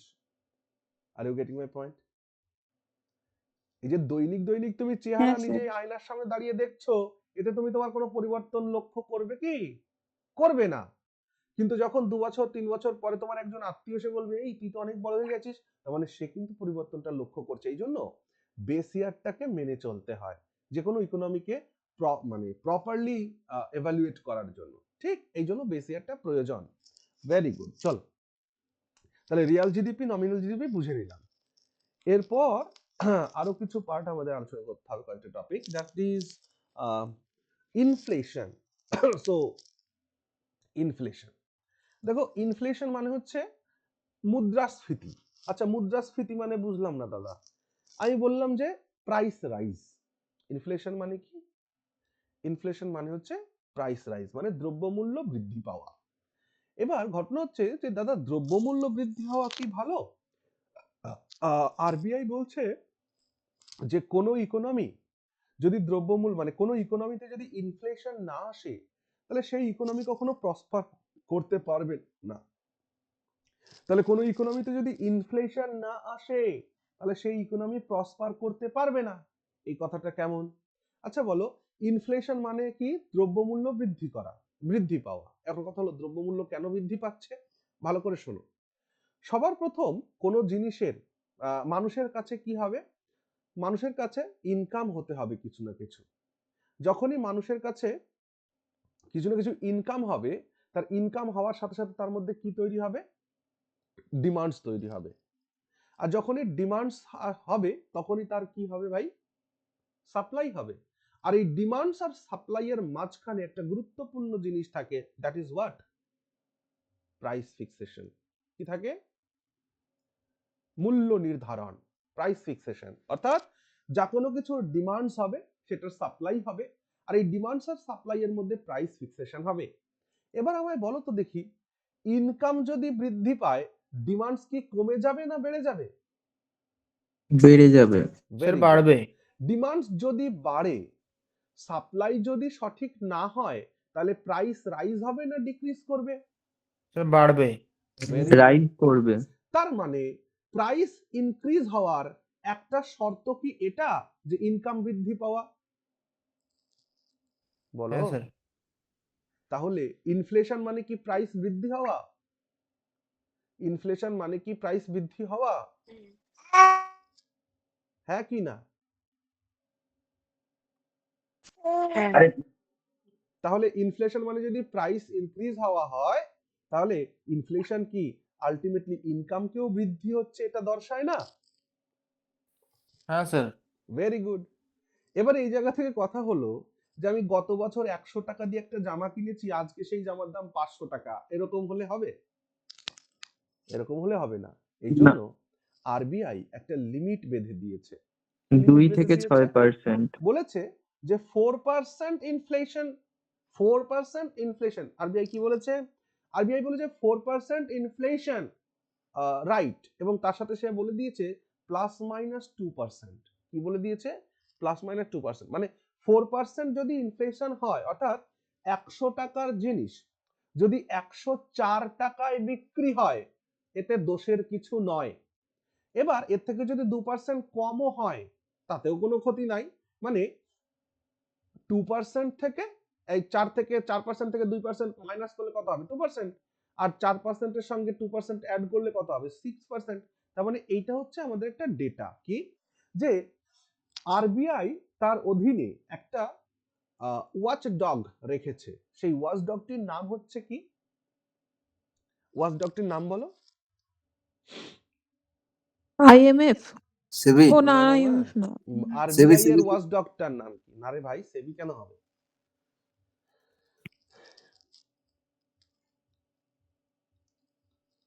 এমপিসি, তার নাম কি? MP. MPC. Monetary policy committee. কি নাম? Monetary policy committee. এর কাজ কি? ভালো করে শোনো। আরবিআই তার নিজের কাছে একটা ওয়াচডগ রেখেছে, আর সেই ওয়াচডগটার নাম হচ্ছে এমপিসি। এমপিসির কাজই হলো যখনই ইনফ্লেশন 2% এর কমে চলে যাবে তখনইও জেগে উঠবে, আবার যখন ইনফ্লেশন 6% এর বেশি হবে তখনই সে জেগে উঠবে। অর্থাৎ ইনফ্লেশন রেট 2%-এর কমে গেলে এটা ভাবতে হবে যে কিছু না কিছু গড়বড় হচ্ছে। আবার ইনফ্লেশন রেট 6%-এর বেশি হয়ে গেলে কিছু না কিছু গড়বড় হচ্ছে, ভাবতে হবে। ঠিক? তাহলে ইনফ্লেশন একটা ইকোনমির জন্য ভালো, কিন্তু সেটা কত পার্সেন্ট থেকে কত পার্সেন্ট? 2% থেকে 6%। অর্থাৎ 100 টাকার জিনিস 102 টাকা বা 106 টাকা বিক্রি হলে ঠিক, কিন্তু সেটা যদি 107 টাকা হয়ে যায় ঠিক না, 110 টাকা হলেও ঠিক না, 101 টাকা হলেও ঠিক না। ওকে, ভেরি গুড। এবার তাহলে দাম যে ভালো না খারাপ? বলো একবার কি বললে? হুম, স্যার ও বলছে সোনার দাম তাহলে যে সোনার দাম বাড়ছে যে সেটা ভালো না খারাপ? ভালো না খারাপ? ও আচ্ছা, দেখো সোনার দামটা যে ইনক্রিজ হচ্ছে, এই জিনিসটা হচ্ছে যে আমাদের ইকোনমির জন্য এটা ভালো হচ্ছে। খুব ভালো একটা প্রশ্ন করেছো, মন দিয়ে শোনো। স্যার আমি একটা কথা স্যার বলো আমি একটা বলো কথা বলছি। বলো বলো। স্যার এই সোনার দাম মানে বাড়াটা তো স্যার পুরোপুরি ওই মানে ইন্টারন্যাশনাল মার্কেটের জন্য ওই ইউএস ট্রেজারি বন্ড এই রিলেটেডই তো। হ্যাঁ, একদমই একদমই একদমই, আমি ওইটাই বলছি। ভালো করে শোনো, এই যে সোনার দামটা মানে ইমিডিয়েট বেড়ে গেল মোটামুটি 1 বছরের মধ্যে, এই ঘটনাটা কেন? দেখো, আমাদের এই পৃথিবীতে, আমাদের এই পৃথিবী বাদ দাও, মনে করো তোমাদের গ্রামে যিনি ধনী ব্যক্তি, তা সেই দেখবা রাজনীতিতে যায় আর কি। রাজনৈতিক ক্ষমতাও থাকে, অর্থনৈতিক ক্ষমতা, সামাজিক ক্ষমতা সবকিছু তার হাতে। এইরকম একজন পাড়ার একজন বেশ ধনী মানী ব্যক্তি, তার উপরে কিন্তু ওই গ্রামের অনেক কিছু নির্ভর করে। কোন একটা কাজ করতে গেলে তার পরামর্শ নিতে হবে, সে কার পক্ষে যাচ্ছে, সে কার বিপক্ষে যাচ্ছে, সে কি অ্যাক্টিভিটি করছে, বিভিন্ন কিছু কিন্তু ডিপেন্ড করে। তো এরকম আমাদের সারা পৃথিবীর কাছেও এরকম একটা ইউনিট হচ্ছে আমেরিকা। যে আমেরিকা সারা বিশ্বের মধ্যে একটা ধনীতম দেশ। ওকে, এবং তারা সমগ্র পৃথিবীকে তাদের নিজেদের করায়ত্তের মধ্যে রেখেছে কিভাবে? তাদের বন্ড দিয়ে। Bond means what? একদম সাদামাটা ভাষায় বোঝানোর চেষ্টা করছি। আমেরিকার কাছে মনে করো তুমি গিয়ে বললে যে ভাই আমার না একটু ঋণ দরকার। আমেরিকা কিন্তু তোমাকে ক্যাশ দিল না, আমেরিকা তোমায় কি করলো? একটা বিল লিখে দিল, একটা বিল। সেই বিলে লেখা আছে যে $200, যাও $200 বিল। এবার এই $200 বিল তুমি নিয়ে আসলে আমেরিকার কাছ থেকে, নিয়ে এসে চায়নার কাছে দিয়ে দিলে। চায়না এই বিলটাকে নিল, নিয়ে তোমাকে ক্যাশ দিয়ে দিল $200 ক্যাশ দিয়ে দিল। এখন কথা হলো, আমেরিকা ক্যাশ কেন দিল না? এটাই তো বড় লোকদের কাহিনী, বুঝতে পারছো তো? মানে ওই পাওয়ারফুল গ্রামের জমিদারের কাহিনী এটাই। সে ক্যাশ দিবে না, সে বলবে আমার আবার এই ডলার ছাপাতে হবে, আমার তো একটা খরচ আছে ভাই, তো তোমায় আমি হেল্পও করব, আবার আমার আমার নিজের খরচ করবো, তা করব না।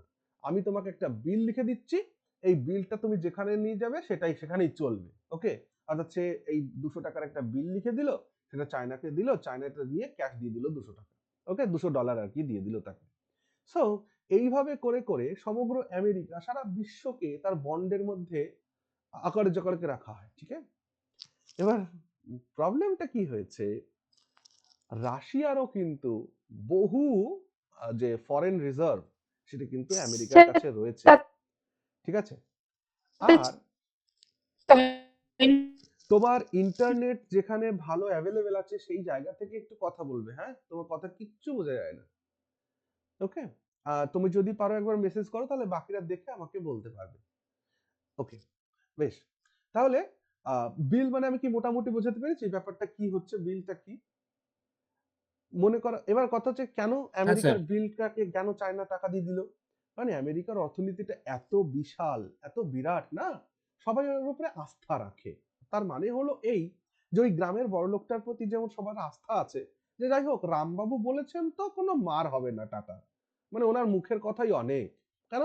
কারণ রামবাবুর প্রচুর সম্পত্তি, যদি কেউ আমার টাকা মেরে দেয় ওনার কথা শুনে, তাহলে হয়তো ওনার কাছে গেলে উনি আমাকে ওই টাকাটা দিয়ে দেবে, এরকম একটা ব্যাপার, বুঝতে পারছো তো? যার কারণে বড় লোক সে। সেই কারণে আমেরিকার ওই বিল যেটাকে বন্ডস আমরা বলি, ঠিক আছে, বিলও বলা হয়, বন্ডসও বলা হয়, দুটো টার্মই আছে। দেখবে আমি এগুলো ডিটেলসে ক্লাস করিয়ে রেখেছি চ্যানেলে, একবার দেখে নেবে। যাই হোক, দাদা রাশিয়ার ব্যাপারটা কি তো বলছিলেন? রাশিয়ারও কিন্তু প্রচুর এইরকম ফরেন রিজার্ভ আমেরিকান বিল বন্ড হিসাবে কিন্তু তার কাছে আছে। এবার যখন ইউক্রেনের সাথে যুদ্ধ শুরু হলো 2022 নাগাদ খুব সম্ভব, তখন কিন্তু আমেরিকা বলে দিল যে রাশিয়া তোমার ওই টাকা কিন্তু ওই বিল বন্ড কিন্তু আমি বাতিল করে দিব, বুঝেছো? এবার রাশিয়ার কিন্তু মাথায় হাত, এ কি বলে রে ভাই, এত টাকা রয়েছে ওখানে, ওগুলো তো যদি বাতিল করে দেয় বিপদ পড়ে যাবো তো। এইবার পৃথিবীতে যারা গ্রোয়িং ইকোনমি, যেমন চায়না, যেমন ইন্ডিয়া, তারাও ভাবতে শুরু করলো যে রাশিয়ার মতন দেশকে যদি আমেরিকা ধমকি দেয় যে আমি তোমার এই বন্ডস গুলোকে বাতিল করে দিব, তাহলে আমাদের কি অবস্থা হবে। সেই দিন থেকে, ওই 2022 থেকেই শুরু হয়েছে এটা। ভারত এবং চায়না এবং রাশিয়া, এই তিনটি দেশই প্রমিনেন্ট। এবার যদি বলো অন্য দেশগুলো কেন নয়, অন্য দেশগুলো সেভাবে নয়, কারণ অন্য দেশগুলোর, কারণ ন্যাটো, তুমি যদি ইউরোপকে দেখো, ইউরোপের most of the countries NATO member, আর ন্যাটোর হচ্ছে বাবা মা হচ্ছে আমেরিকা, যার কারণে ওরা কিছু করার সাহস পায় না। যদিও এইবার ডেনমার্কের গ্রিনল্যান্ডের ইস্যুতে ওরা কিন্তু আমেরিকার বাইরে বেরিয়ে এসে ভারতের সাথে ডিল করছে, এটা দেখানোর জন্য যে ভাই আমাদের শক্তি সামর্থ্য কিন্তু এখনো ফুরিয়ে যায়নি, আমরাও বেঁচে আছি। এই হচ্ছে ব্যাপার। এই যে ইউএসএ মানে ইউরোপীয় ইউনিয়নের সাথে যে ইন্ডিয়ান ট্রেড ডিল হলো, এই ডিলটা কিন্তু জাস্ট আমেরিকার এই খারাপ ব্যবহারের জন্যই হলো, না হলে এইরকম কিন্তু ভারতের সঙ্গে ইউরোপীয় ইউনিয়নের আজ পর্যন্ত ভারতের ইতিহাসে কিন্তু কোনোদিন হয়নি। তাহলে কেন তারা করতে বাধ্য হলো? কারণ তারা জানে ভারতবর্ষের 150 কোটি জনগণ, তার মানে 100 কোটি লোকের একটা সাজানো মার্কেট ভারতবর্ষে রয়েছে। এন্ড ভাইস ভার্সা, ভারতের ক্ষেত্রেও তাই। পুরো ইউরোপীয় ইউনিয়নের ক্ষেত্রে সে যদি ট্রেড গুলো করে, ভারত কিন্তু খুব প্রসপার করবে। আজকের ইকোনমিক সার্ভে আমরা দেখতে চলি, সেখানে দেখবো যে আমাদের দেশের প্রসপারিটি খুব ভালোই হচ্ছে, খুব ভালো গ্রো আমরা করছি। তাহলে এটা হলো ব্যাপার। নাও ইনফ্লেশনে ফিরে আসি আবার, বাকি এখানে কোনো কোশ্চেন নেই তো আর কারো, বা আমি কোনোটা কিছু স্যার বলতে এটা গিয়ে? তো সোনার দামের ব্যাপারটা তো বললেই না। ও আচ্ছা আচ্ছা, হ্যাঁ ঠিক স্যার ঠিক ঠিক, হ্যাঁ স্যার স্যার বলছি এটা ছাড়াও তো স্যার এই ব্রিক্স নেশন যেগুলো আছে, সাউথ আফ্রিকা আর ব্রাজিল, একদম এরাও তো স্যার গ্রোয়িং ইকোনমি। ঠিক এরাও ঠিক। তো স্যার মোস্টলি মানে সব ডলার ইউএস ট্রেজার যেগুলো ছিল সেগুলো সব সেল করছে, সোনা হ্যাঁ হ্যাঁ, ইয়ে করছে। সোনা নিচ্ছে, ঠিক ঠিক। আচ্ছা এই বিষয়টাই তো বললাম না, ঠিকই তো। আর হ্যাঁ স্যার যার এরা তো কারণে নিজেদের কারেন্সিও লঞ্চ করার কথা ভাবছে, যে কারণে ভাবছে, গিয়ে হুম হুম হুম, হ্যাঁ এটাই হলো ব্যাপার। যে হ্যাঁ, আমি তো মূল প্রসঙ্গটাই আলোচনা করলাম না, ঠিকই তো। সোনার দাম বাড়ছে কেন সেটাই। ওকে বেশ, তাহলে কি দাঁড়ালো যে এরা এবার চাইছে কি, যে আমেরিকার এই বন্ড গুলোকে যত দ্রুত পারো ভাই সেটাকে এবার গোল্ডে কনভার্ট করো। বুঝতে পারছো কথাটা আমার? যে ওইটাকে এবার গোল্ডে কনভার্ট করো এবং নিজেদের কিছু একটা পেহচান বানাও, নিজেদের কিছু একটা পরিচিতি তৈরি করো এই পৃথিবীতে। যার কারণে ব্রিক্স নেশনের মধ্যে আমি দেখো, চায়না, ইন্ডিয়া, রাশিয়া, আমি এই তিনটি দেশ বললাম এই কারণে, ব্রিক্স এর বলো বা বর্তমানে গ্রোয়িং ইকোনমিতে কিন্তু এই তিনটে দেশ, রাশিয়াকে বাদ দিয়ে, আর চায়না আর ইন্ডিয়া, এই দুটো দেশ কিন্তু বিশেষভাবে প্রমিনেন্ট। বাকি আর যে ব্রিক্স এর মেম্বার্স আছে তারা এদের সাথে সহযোগী হতে পারে।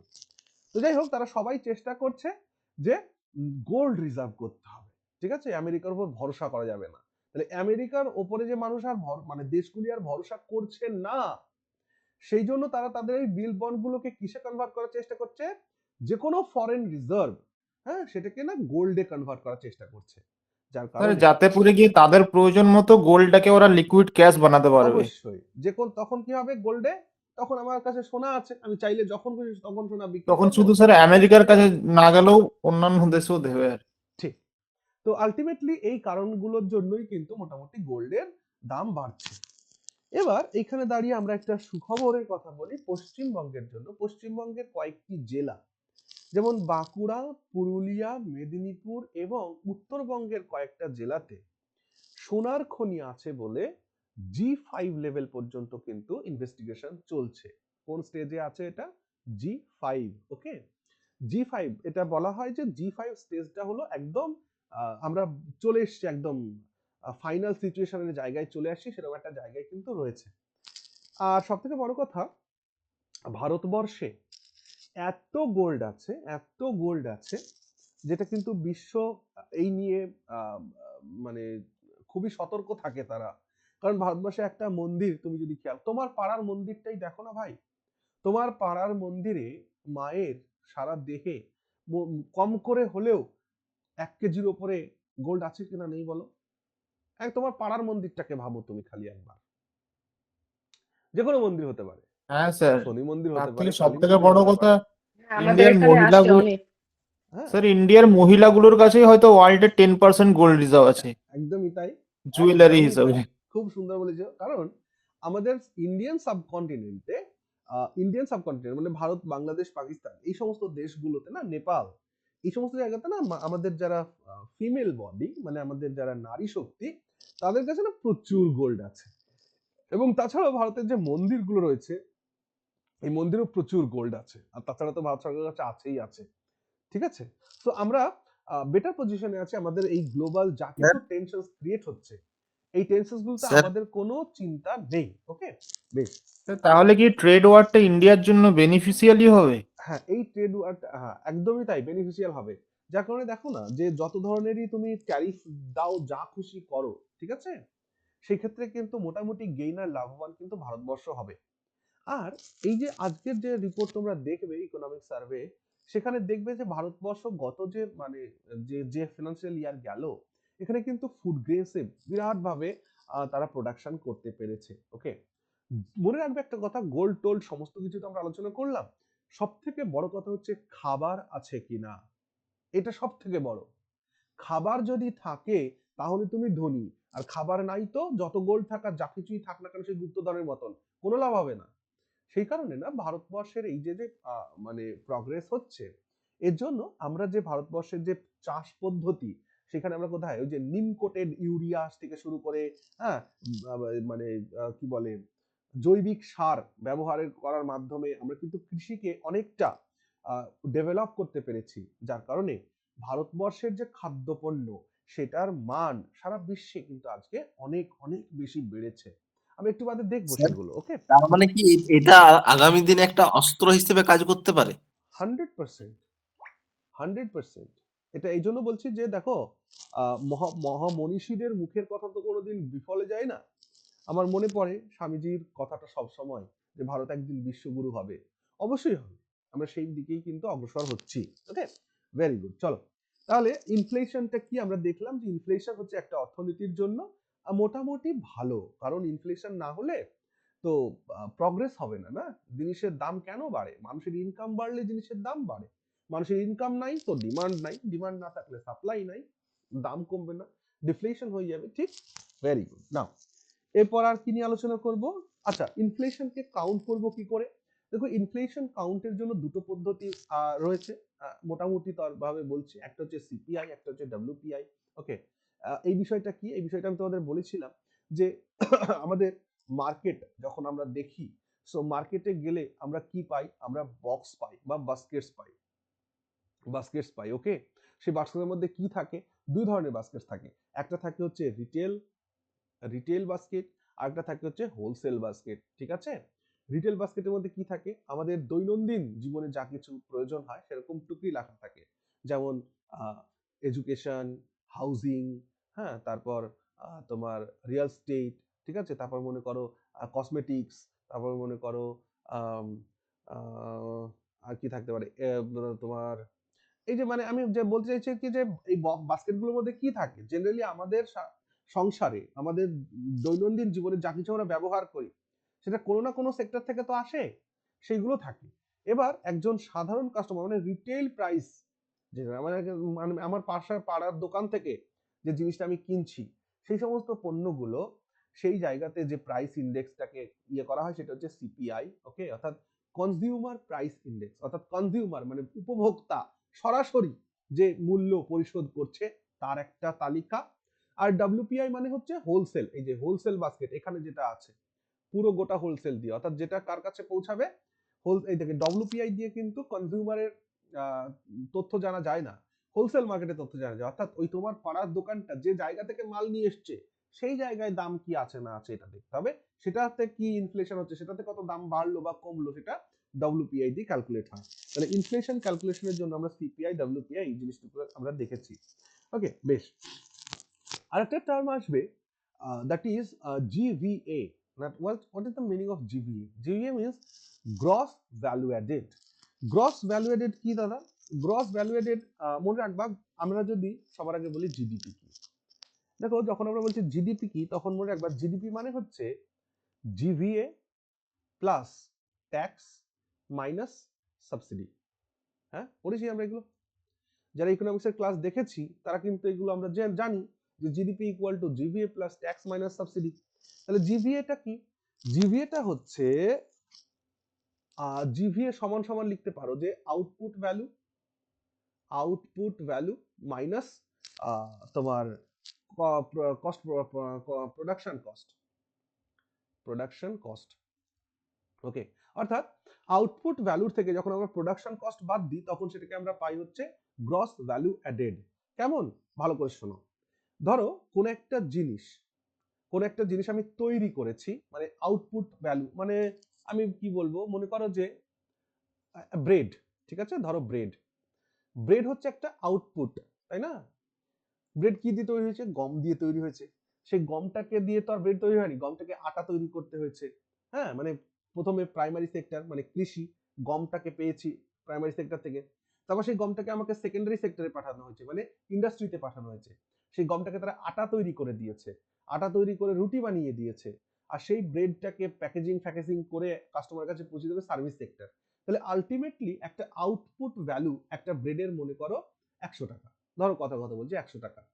এবার আউটপুট ভ্যালু থেকে আমার কস্ট অফ প্রোডাকশন বাদ দিতে হবে না, মানে প্রোডাকশন কস্ট তো বাদ দিতে হবে। এই রুটিটা তৈরি করতে আমার কত টাকা লাগলো? মনে করো রুটিটা তৈরি করতে আমার 70 টাকা খরচ হয়েছে, 70 টাকা।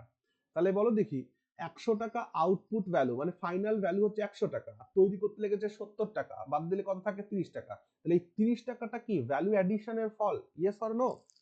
আমি যে গমটাকে ব্রেড বানিয়েছি, অর্থাৎ গমকে ব্রেড বানানোর জন্য আমাকে কি কি ভ্যালু অ্যাড করতে হয়েছে, সেই প্রাইসটাই হচ্ছে ₹30। এটা হচ্ছে জিভিএ। তাহলে যখন জিডিপি ক্যালকুলেট করা হয় কি করা হয়? জিভিএ মানে এই যে গ্রস ভ্যালু অ্যাডেড প্রাইস, সেটার সাথে আমার ট্যাক্স অ্যাড হবে, আর কিছু যদি গভর্নমেন্ট সাবসিডি দেয় সেটা মাইনাস করলে আমি টোটাল জিডিপি কে কাউন্ট করতে পারবো। ওকে, তাহলে জিভিএটাও কিন্তু ইম্পর্টেন্ট, তোমাদের মাঝে মাঝে পরীক্ষাতে জিজ্ঞেস করবে এটা, ঠিক আছে? ওকে, আর কি টার্ম জানার আছে? ধরো ডেফিসিট। দেখো ডেফিসিট মানে হচ্ছে ঘাটতি। যখনই ডেফিসিট কথাটা শুনবা, ডেফিসিট মানে হচ্ছে ঘাটতি। ঘাটতি মানে আয়ের থেকে যখন ব্যয় বেশি হয়ে যায় তখন ডেফিসিট হয়। এবার একটা কথা শোনো, আমি একটা প্রশ্ন করছি, প্রশ্নটা কিন্তু বারবার পরীক্ষাতে জিজ্ঞেস করেছে, আগামী দিনেও করতে পারে। আমি বলছি fiscal deficit is good for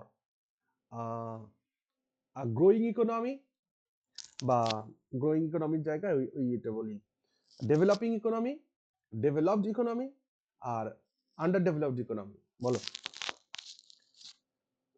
fiscal deficit, আচ্ছা গুড ফর নয়, fiscal deficit is a feature.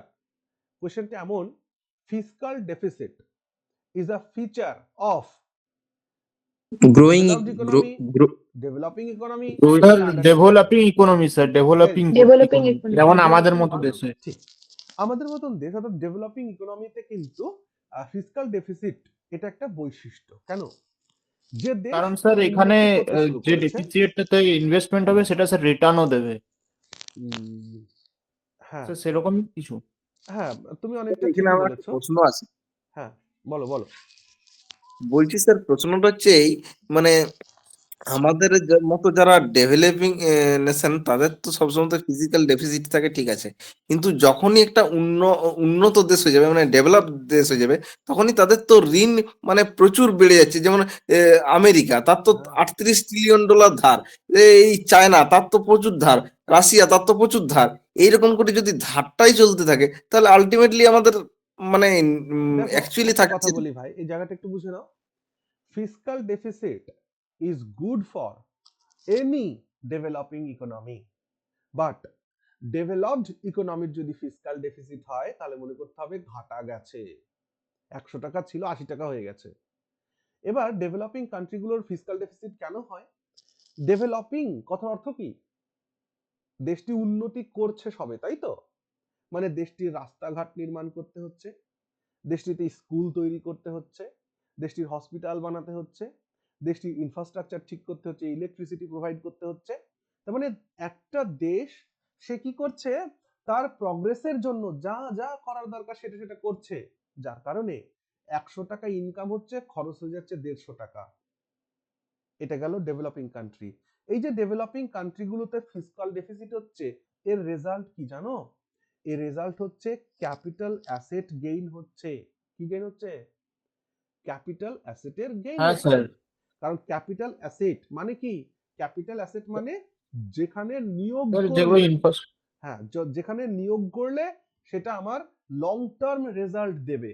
যেমন ইনফ্রাস্ট্রাকচার বিল্ডিং করা, রোডস, হ্যাঁ স্যার, যেমন transport, roads, train line. Education, health facilities.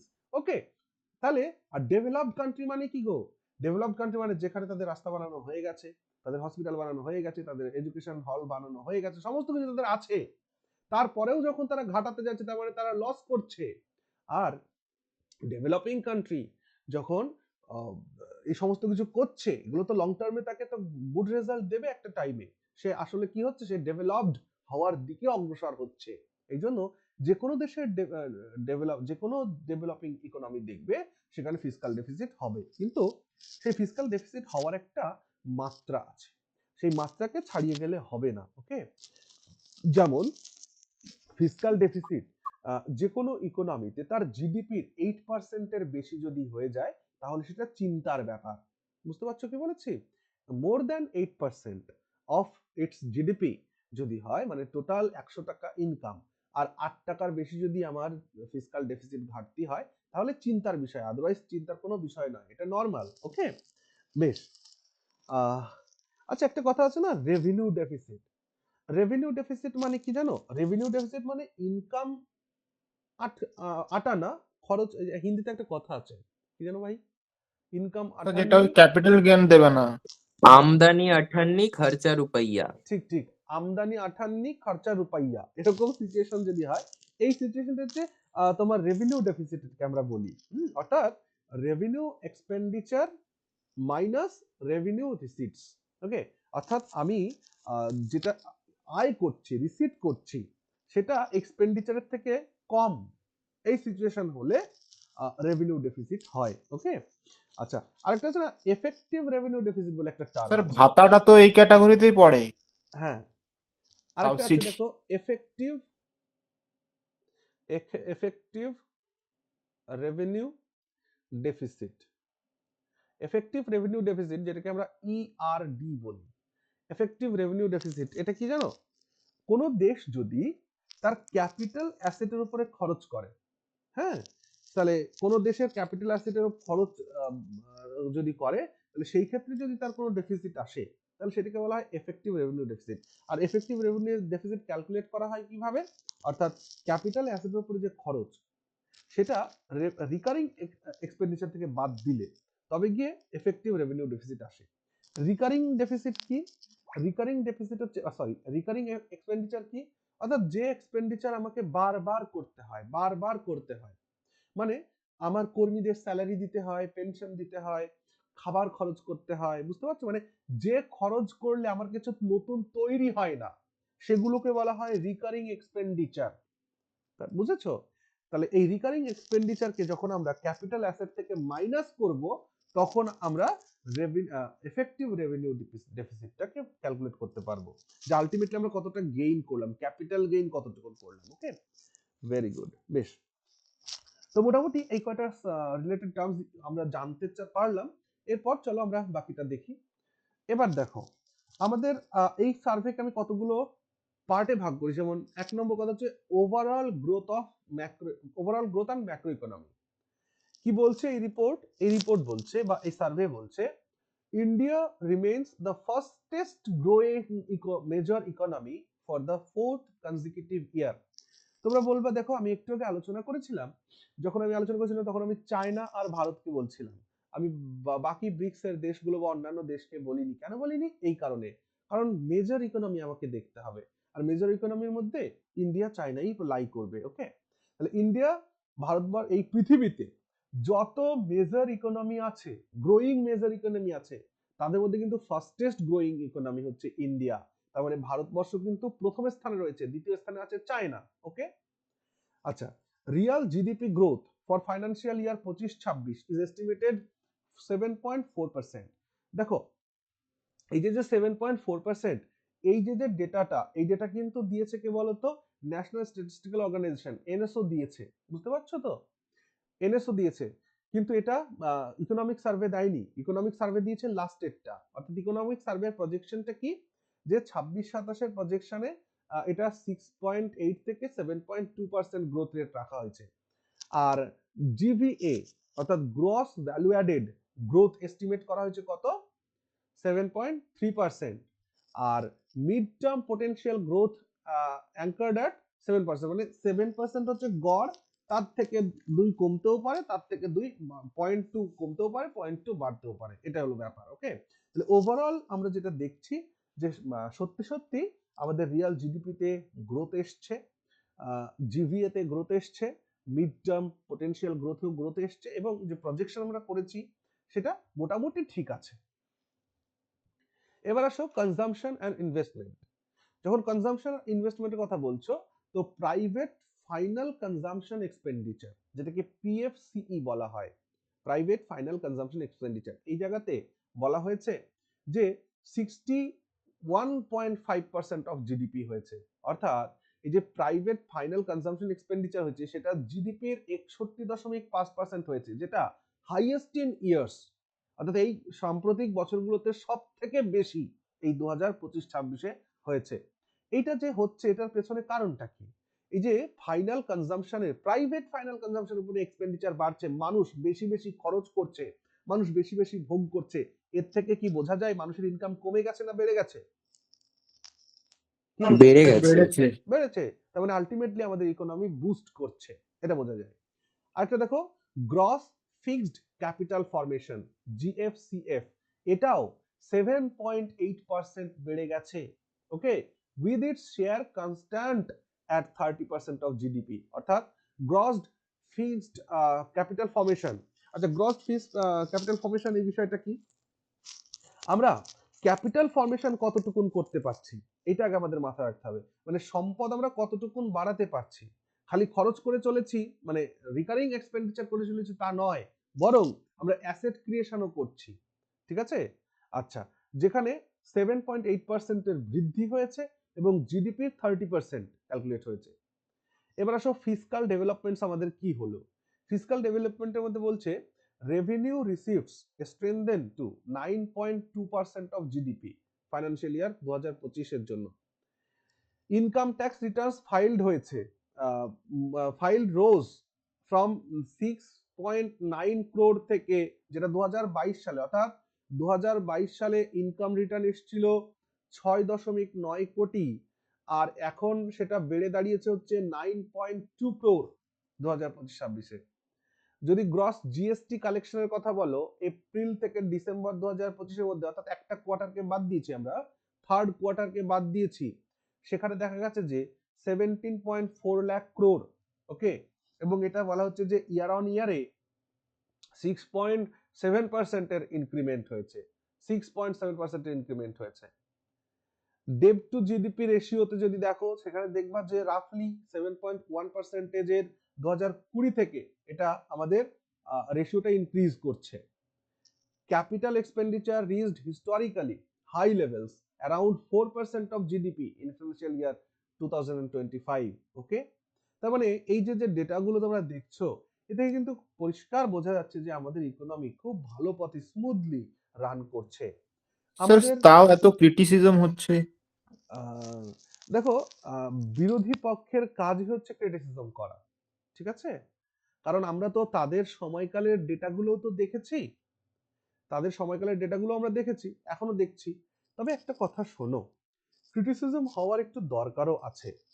এই যে যা কিছু হচ্ছে সমস্তটা শুধুমাত্র ওদের রিপোর্ট, এটা হচ্ছে না, সত্যি সত্যি আমাদের দেশের মধ্যে পরিবর্তন হচ্ছে, এটাও কিন্তু মানুষকে দেখতে হবে। বিষয়টা হলো যে ভারত হচ্ছে একটা union of states. Union of states হলে মুম্বাইতে থাকা একজন মানুষের দৈনিক ইনকাম আর পশ্চিমবঙ্গে বাস করা একজন মানুষের দৈনিক ইনকামের মধ্যে পার্থক্য অনেক। Are you getting my point? আমি কি বলতে চাইছি? হ্যাঁ স্যার, এই তাহলে ইনকাম ইনইকুয়ালিটি। হ্যাঁ, অর্থাৎ যে ইনকামের মধ্যে কোনো প্যারিটি নেই, ইনকামের মধ্যে যে একটা ডিসপ্যারিটি রয়েছে, ইনইকুয়ালিটি রয়েছে, এই জিনিসটাও কিন্তু ক্রিটিসিজমের এই জিনিসের জন্যও কিন্তু ক্রিটিসিজম হচ্ছে। যে দেশটা যদি ধরো যে আমি একটা ঢিবি তৈরি করছি, বাড়ি করব, ভিত তৈরি করছি, এখন হয়েছে কি ভিতের পূর্ব পাশটা 2 ফুট হয়ে গেছে উঁচু, আর পশ্চিম পাশটা 4 ফুট উঁচু হয়ে গেছে, আবার মিডিলটা 7 ফুট উঁচু হয়ে গেছে, এটা কেমন হলো? আলটিমেটলি এর উপরে কিছু হবে? হবে না। যাতে মানে সবাইকে নিয়ে যাতে আমাদের গ্রোটা করতে পারি, এটাও মাথায় রাখতে হবে। বাট স্যার ক্যাপিটালিজমে তো স্যার এটা পসিবলই নয়, আর উইদাউট ক্যাপিটালিজম তো স্যার আমরা গ্রো করতে পারবো না। একদমই তাই। তবে একটা কথা দেখো, ক্যাপিটালিজমের উপরে পুরোপুরি রিলাই করা কিন্তু আমাদের শোভনীয় নয়। তুমি যে কথাটা বললে তাতে আমি এইটুকু অনুধাবন করছি যে তুমি ক্যাপিটালিজমের উপরে মোটামুটি নিজের একটা পজিটিভ সেন্স রাখো, তাই না ভাই? কিন্তু শোনো, যদি কখনো ইন্টারভিউ বোর্ডে যাও, সেখানে গিয়ে যদি বলে ক্যাপিটালিজম সম্পর্কে, কিন্তু বলবে না। ক্যাপিটালিজমের কিন্তু অনেক ক্ষতি আছে, এবং ক্যাপিটালিজমের যে ক্ষতি, সেই ক্ষতি কিন্তু মারাত্মক, যার জ্বলন্ত প্রমাণ হচ্ছে আমেরিকা। স্যার এটাই আমি বলতে যাচ্ছিলাম, যার জ্বলন্ত প্রমাণ আমেরিকা। বুঝেছো? এই জন্য ক্যাপিটালিজম কিন্তু খুব ভয়ানক। স্যার ওরা তো নিজেরাই ক্রাইসিস তৈরি করে, সেটা আবার একদম। দেখো, আজকে একটা কথা আমি বলি, এই বিষয়ে আমি একটা মানে ভিডিও তৈরি করতে চেয়েছিলাম, করিনি, কষ্ট পেয়েছিলাম আমি। আচ্ছা, ভেনেজুয়েলা যাই হোক তাই হোক, ঠিক আছে, সে যে যাই করুক না কেন, কিন্তু একটা দেশের সভরেনিটিকে হার্ম করা কি কোনো দেশের উচিত? বলো। একটা না দেশের স্যার। সভরেনিটি এটা হার্ম করা কোনোভাবেই উচিত নয়। সেই সময় এমনও খবর হচ্ছিল হয়তো মোদিকে একদিন উঠিয়ে নিয়ে যাবে, হচ্ছিল না খবরটা? হ্যাঁ স্যার হচ্ছিল। তাহলে এই বিষয়টা যে কতটা খতরনাক, কতটা ভয়াবহ, সেটা কিন্তু আমরা বাংলাদেশকে দেখে আজকে বুঝতে পারছি, আজ মায়ানমারকে দেখে আমরা বুঝতে পারছি। স্যার এটা সেই আগের সেই কলোনাইজড এরাতেই সেই যেন যা একদম হচ্ছে আর কি। মানে নিও কলোনালিজম যেন শুরু হয়েছে। এটা কোনো মতেই সাপোর্টের যোগ্য, মানে মানে আমাদের সাপোর্ট করার যোগ্য নয়। এটা সত্যি খারাপ কাজ। কারণ এই পৃথিবীতে প্রত্যেকটা দেশ তার নিজের একটা সভরেনিটি আছে, আর সেই সভরেনিটি যাতে কোনোভাবে হার্ম না হয়, এটা মাথায় রাখতে হবে। কথা হলো, এই সভরেনিটি হার্ম কেন হলো দাদা? only for capitalist mindset. How? America president Donald Trump, তিনি যখন তার নির্বাচন করছিলেন রাষ্ট্রপতি পদে, তখন সেই আমেরিকার যারা তেল ব্যবসায়ী, বড় বড় ক্যাপিটালিস্ট হাউস, তাদের তিনি প্রমিস করেছিলেন যে তিনি ক্ষমতায় এলে তাদের ব্যবসায়ের বিরাট বিরাট সুযোগ করে দেবেন। আর যখন জানা গেল ভেনেজুয়েলার প্রচুর তেল, চলো ভেনেজুয়েলাকে তাহলে বলির বকরা বানিয়ে দাও। ওকে, সো এই জিনিসগুলো খুবই খতরনাক। আর স্যার জনসাধারণকে ওই মেক ইন্ডিয়া গ্রেট এগেনের একটা মূল্য ধরিয়েছিল আর কি, একদম একদম। Make America great again. হ্যাঁ, মাগা। ওকে, চলো তারপর দেখো আর কি আছে, মনিটারি অ্যান্ড ফিনান্সিয়াল সেক্টরে কি পরিবর্তন এসছে দেখো। জিএনপি রেশিও, ওকে, আমি আর ডিটেলসে যাই না, হ্যাঁ, বাকি এই সমস্তটাই আমাদের কিন্তু পড়ানো রয়েছে চ্যানেলে।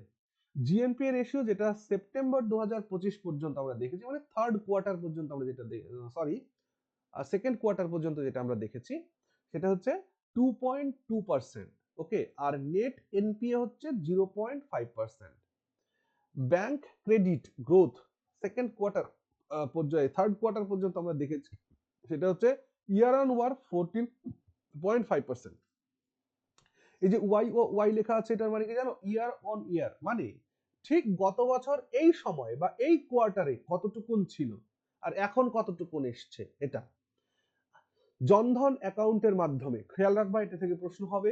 জনধন অ্যাকাউন্টস এর মাধ্যমে মার্চ 25 পর্যন্ত, হ্যাঁ, 55.02 কোটি মানুষের অ্যাকাউন্ট ওপেন হয়েছিল ব্যাংকে, এবং সেইখানে দেখা যাচ্ছে গ্রামীণ এবং সাব আরবান এলাকাগুলোতেই মোটামুটি 36.63 কোটি লোক তাদের নতুন ব্যাংকের খাতা খুলেছিল।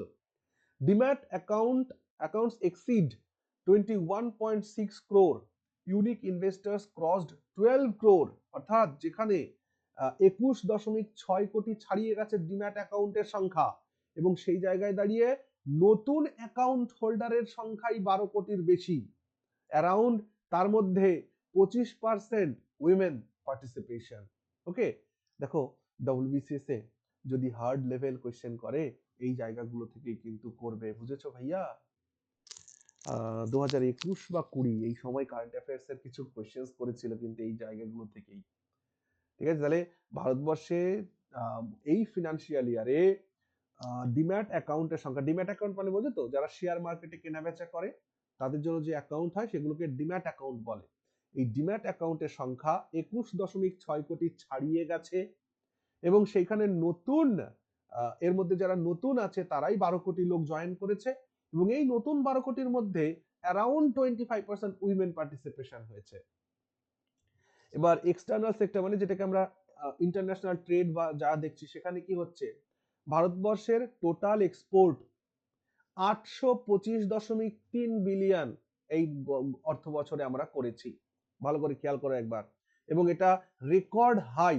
এত পর্যন্ত আমরা অতীতে কখনোই এগোইনি, মানে 2025-এর যে অর্থবর্ষ যেটার সার্ভে এটা তোমরা দেখছো 25-26, এখানে আমরা মার্চেন্ডাইজ এবং সার্ভিস এই দুটো বিক্রি করে আমরা 825.3 বিলিয়ন মার্কিন ডলার ইনকাম করেছি।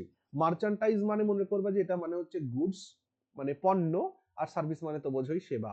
ভারতবর্ষ সেবাও কিন্তু দিচ্ছে। সার্ভিস সেক্টরে দেখো 387.6 বিলিয়ন ডলার আমরা রোজগার করেছি, যেটা স্বাভাবিকের তুলনায় 13.6% বেশি। আর মার্চেন্ডাইজ এক্সপোর্টস এর শেয়ার হচ্ছে অ্যারাউন্ড 1.8% অফ ওয়ার্ল্ড এক্সপোর্টস। ভালো করে বোঝো একবার, সারা বিশ্বে যত এক্সপোর্ট হয় তার 1.8% মার্চেন্ডাইজ এক্সপোর্টস আমরা করেছি, মানে আমাদের দেশের জিনিসও কিন্তু বাইরে যাচ্ছে। এটা কি এটা কি তোমার যে কি বলে জানো, মোদিজি শুরু করেছিলেন, এটা কি বলে, make in India. Make in India. Make in ইন্ডিয়ার ফল নয় কি বলতো ভাই আমার? হ্যাঁ স্যার বটে, ভারতীয় কিন্তু পণ্য, স্যার আর একটা কথা হচ্ছে কি, চীন তো মোটামুটি $3 ট্রিলিয়ন এক্সপোর্ট গোটা বিশ্বে করে, মানে হ্যাঁ গোটা ওয়ার্ল্ডের এক্সপোর্টের প্রায় আপনার 25-30% একাই দখল করে রেখেছে। তো কারণ মার্চেন্ডাইজ যখন ইন্ডাস্ট্রিয়াল রিভলিউশন হয়েছিল তখন চীন পুরোপুরি ফোকাস করেছিল ইন্ডাস্ট্রির উপরে, তখন আমরা তখন আমাদের গ্লোবালাইজেশনও হয়নি। হ্যাঁ, এখানে দেখবা আমি ওই ইকোনমিক্সের শুরুর দিকে কতগুলো আলোচনা করেছিলাম। চায়নাতে যে সোশ্যালিজম আছে সেটা কিন্তু বহুত খতরনাক, জানো ভাই। চায়না তাদের দেশের স্বার্থটাকে করার জন্য, রোজগার করার জন্য, ওখানে শ্রমের মূল্য অনেক কম, জানো তো ভাই। চায়নাতে শ্রমের এখন মূল্য আর নেই স্যার। অনেক কম, এখনো আছে ভাইয়া।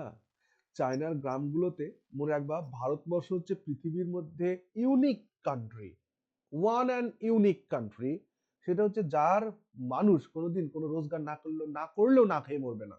অর্থাৎ ভারতবর্ষে ভুকমারি এই জিনিসটা থাকবে না, কারণ ভারতবর্ষের মানুষ রোজগার না করলেও কিছু না খেয়ে সে বেঁচে যাবে, কারণ মন্দির, মসজিদ, দরগা, গুরুদ্বারা কোথাও না কোথাও তার জন্য খাবার তৈরি হচ্ছে। কিন্তু এটা বিশ্বের অন্য কোথাও কিন্তু নেই। ঠিক আছে, চায়নাতে আমি একটা ডকুমেন্টারি দেখছিলাম, আমি পারলে তোমাদেরকে শেয়ার করব লিঙ্কটা, একবার দেখবে ওখানে অবস্থা কি খারাপ আছে। ওকে স্যার, আর এই এফটি এর পর তো এই মার্চেন্ডাইজের যে এক্সপোর্ট আছে সেটা তো প্রায় 20% পর্যন্ত বাড়তে পারে। হ্যাঁ অবশ্যই। এবার এইখান থেকে ডেটাগুলো দেখো, ভারতবর্ষ তার মার্চেন্ডাইজ এক্সপোর্টের ক্ষেত্রে বিশ্বের যে ট্রেড হয় তার অ্যারাউন্ড 1.8%, আর সার্ভিস সেক্টরে ভারত দেখো অনেকটা এগিয়ে, অ্যারাউন্ড 4.3%। নন পেট্রোলিয়াম এক্সপোর্টের ক্ষেত্রে ভারত ইনকাম করেছে এই অর্থবর্ষে 374.3 বিলিয়ন মার্কিন ডলার। আর ইন্ডিয়ার current account deficit second quarter হিসাবে বলছি, কিন্তু ফিনান্সিয়াল ইয়ার 2026-এর সেকেন্ড কোয়ার্টারে 1.3% of GDP, around 1.3% of GDP. তার মানে এটা খারাপ নয়, এটা ঠিকঠাকই আছে, মানে এতটা খারাপ নয়। ঠিক আছে, অ্যাকাউন্ট ডেফিসিটের কথা যদি বলি। আর ফরেন এক্সচেঞ্জ রিজার্ভ ভারতের কাছে আছে কত, খুব গুরুত্বপূর্ণ, পরীক্ষায় প্রশ্ন জিজ্ঞেস করবে, 701.4 বিলিয়ন মার্কিন ডলার ভারতের কাছে ফরেন রিজার্ভ রয়েছে। ওকে, ফরেন রিজার্ভ থাকলে কি হয়, একটা দেশের কাছে ফরেন রিজার্ভ থাকলে কি হয়, কি সুবিধা হয়? স্যার জিনিসপত্র কিনতে সুবিধা হয়, মানে দোকান থেকে বিশ্ব থেকে মাল আমদানি করতে সুবিধা হবে আর কি। খুব ভালো, অর্থাৎ আমাদের বিপদের সময় যদি হঠাৎ করে আমাদের দেশে মনে করে এমন একটা ন্যাচারাল ক্যালামিটি হলো, আমাদের অনেক ক্ষতি হয়ে গেল, সেই সময় আমরা যাতে সার্ভাইভ করতে পারি, যার কারণে ফরেন এক্সচেঞ্জ রিজার্ভটা দরকার। এই জায়গায় আমেরিকা কেন এত মাতব্বরি করে জানো? আমেরিকার কাছে প্রচুর গোল্ড আছে ভাই, প্রচুর গোল্ড আছে, ভাবতে পারবে না কত গোল্ড আছে। Around 11 months 5,000 of com. import cover and 94% of external debt. Okay. India remains the largest remittance recipient. Okay. 100 মানে এই যে রেমিটেন্স ভারতবর্ষে মনে রাখবা প্রথম হয়েছে, প্রথম মানে সর্ববৃহৎ দেশ যে রেমিটেন্স কালেক্ট করছে 135.4 বিলিয়ন মার্কিন ডলার। রেমিটেন্স কি জানো? ভারতের মানুষ বিদেশে কাজ করছে, বিদেশি টাকা ভারতে পাঠাচ্ছে, সেটাকে বলা হয় রেমিটেন্স। বুঝেছো? তাহলে আমাদের ভারতীয় ব্যক্তি যারা বিদেশে কাজ করছে, তারা বিদেশে কাজ করে ভারতে এই অর্থবর্ষে 135.4 বিলিয়ন মার্কিন ডলার ভারতকে দিয়েছে, মানে দেশে পাঠিয়েছে তারা ইনকাম করে। এফডিআই ইনফ্লোর কথা যদি বলো, এপ্রিল থেকে নভেম্বর 2025 হিসাব অনুযায়ী আমাদের দেশে 64.7 বিলিয়নের বিনিয়োগ হয়েছে। ওকে, এই ডেটাগুলো থেকে কিন্তু প্রশ্ন জিজ্ঞেস করে। তাই তোমাদের যেগুলো একবার দেখছো না, আর আমি ক্লাসের শেষে নোটস প্রোভাইড করব, তখন দেখবা যে হ্যাঁ পরীক্ষায় অপশন এলে করা যাবে উত্তর। ইনফ্লেশন অ্যান্ড প্রাইসেস, তো আমরা সিপিআই কি আলোচনা করেছি আমরা এটা। তো এপ্রিল ডিসেম্বর 2025-এ এখানে তোমার 1.7% এর ইনফ্লেশন এসছে। ওকে, যেটা হিস্টোরিক্যালি ভেরি ভেরি লো। এবার কথা হচ্ছে দাদা কেন এমন কম হলো, এমনটা কম কেন হয়ে গেল? কারণ তুমি বললে যে 2% এর কম হলে এমপিসি জেগে উঠবে। এই জন্য কম হয়েছে কারণ এইবার আমাদের না প্রচুর পরিমাণে আমরা ফুড প্রোডাকশন করতে পেরেছি। বুঝতে পারছো তো? ফুড প্রোডাকশন আমরা প্রচুর করতে পেরেছি, যার কারণে ইনফ্লেশনটা এত কম গেছে 1.7% মাত্র। Food and fuel deflation was a significant contributor to low inflation. দেখো লাস্ট পয়েন্ট আমি বলে দিয়েছি যে আমাদের যেহেতু খাবার এবং ফুয়েল এটা যেহেতু আমাদের প্রচুর পরিমাণে এসছে, যার জন্য কিন্তু ইনফ্লেশন এসছে, এই ইনফ্লেশনটা লো হয়েছে। এগ্রিকালচার আর রুরাল সেক্টরের ক্ষেত্রে যদি বলো, তাহলে দেখবা ফুড গ্রেন প্রোডাকশন হয়েছে কত? 3,577.3 লাখ মেট্রিক টন, মানে যেটা ইনক্রিজ, কতটা ইনক্রিজ এবার ভাবো, 254.3 লক্ষ মেট্রিক টন ইনক্রিজ করেছি আমরা ফুড গ্রেন প্রোডাকশনে। যার যত খাবার বেশি, দেখো খাবার যত বেশি হবে জিনিস মানে ইনফ্লেশনটা কম হবে, মানুষের পেটে খাবার থাকলে না আর কোনো অসুবিধা হয় না। হর্টিকালচার প্রোডাকশনের ক্ষেত্রে, হর্টিকালচার বলতে আমি যদি তোমাদের বলি শাকসবজি, তো ভারতবর্ষের যে মানে শাকসবজি তৈরি হচ্ছে সেগুলো কিন্তু বিশ্বের বাজারে বিরাট ভাবে দর রাখছে আর কি। 362.08 metric tonne. Okay, surpassed food grains for the first time. এই জন্য এই জায়গাতে কিন্তু একটা কোশ্চেন তৈরি হতে পারে। অর্থাৎ কি দেখো, তোমার ফুড গ্রেন প্রোডাকশন কতটুকু বৃদ্ধি পেয়েছে?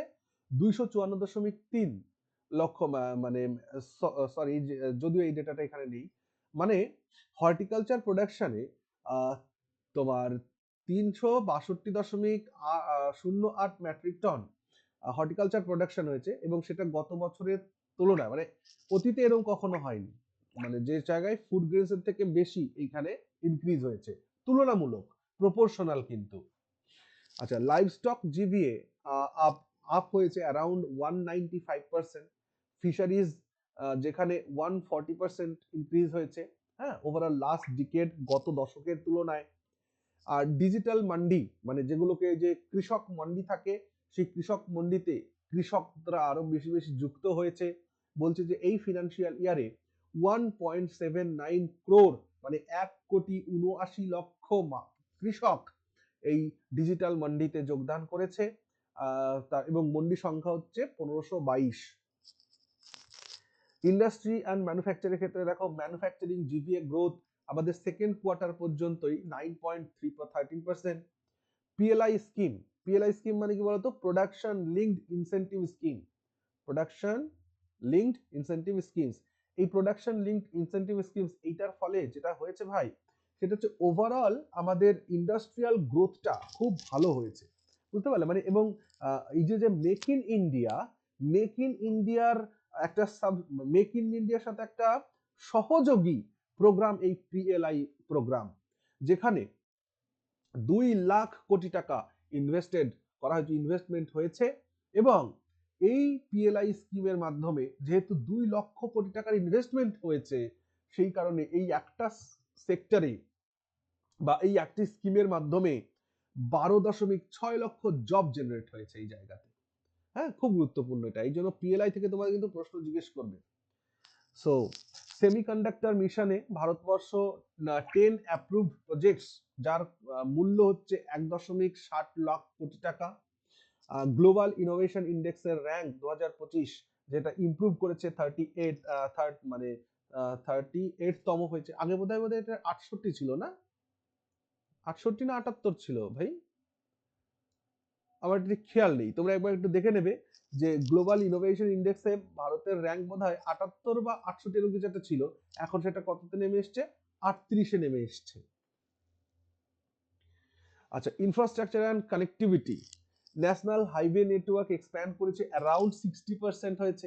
মানে 2014 সালে যেখানে ভারতবর্ষে রাস্তা ছিল 91,287 কিমি, সেটা আজকে 2026-এ দাঁড়িয়ে ভারতবর্ষের রাস্তার সংখ্যা, মানে রাস্তার দৈর্ঘ্যের সংখ্যা 1,46,572 কিমি, মানে অ্যারাউন্ড 60%-এর ইনক্রিমেন্ট।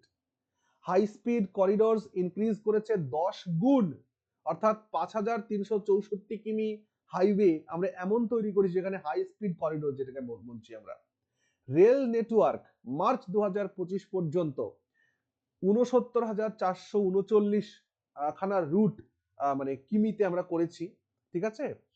99.1% ইলেকট্রিফিকেশন হয়ে গেছে অক্টোবর 2025-এর মধ্যে, আর সামান্য কয়েকটা জায়গাতে বাকি আছে, বাকি 99.1% ইলেকট্রিফিকেশন হয়ে গেছে রেলের সব জায়গাতে।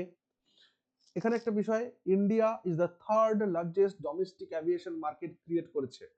India is the third largest domestic aviation market create করেছে, যেখানে 2014 সালে ভারতে এয়ারপোর্টের সংখ্যা ছিল মাত্র 74টি, সেটি 2025-এ এসে হয়ে গেছে 164টি। এটা কিন্তু ডোমেস্টিক কথা বলছি, তাহলে ডোমেস্টিক এয়ারপোর্টের সংখ্যা যেটা 2014 সালে মাত্র সারা দেশ জুড়ে 74টি ছিল, সেটা এখনকার দিনে আজকের দিনে দাঁড়িয়ে 164টি।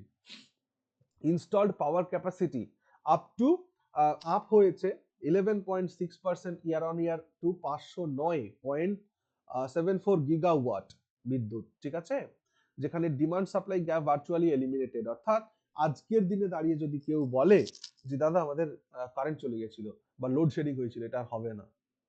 হ্যাঁ, এবং তোমরা তো নিজেরাও অভিজ্ঞতা আছে অবশ্যই, যে এখন কি আর সেই লোডশেডিং হয়, বা হলেও খুবই কম, তাই না? আগে আমাদের ছোটবেলাটাতে বলতে আমি কারেন্টের মুখ দেখেছি 2010 সালে, বুঝলে, মানে তার আগে আমাদের কারেন্ট ছিল না, আমরা এই ল্যাম্প হারিকেন এগুলো দিয়ে ইয়ে করতাম, মানে আমাদের গ্রামে আমাদের এলাকায় কারেন্ট প্রবেশ করেছে 2010 সালে। ভাবো একবার, সেই জায়গা থেকে আজকের দিনে দাঁড়িয়ে হ্যাঁ বলো, কেউ কিছু বলছো? ওকে, বলছি এতটা পরে?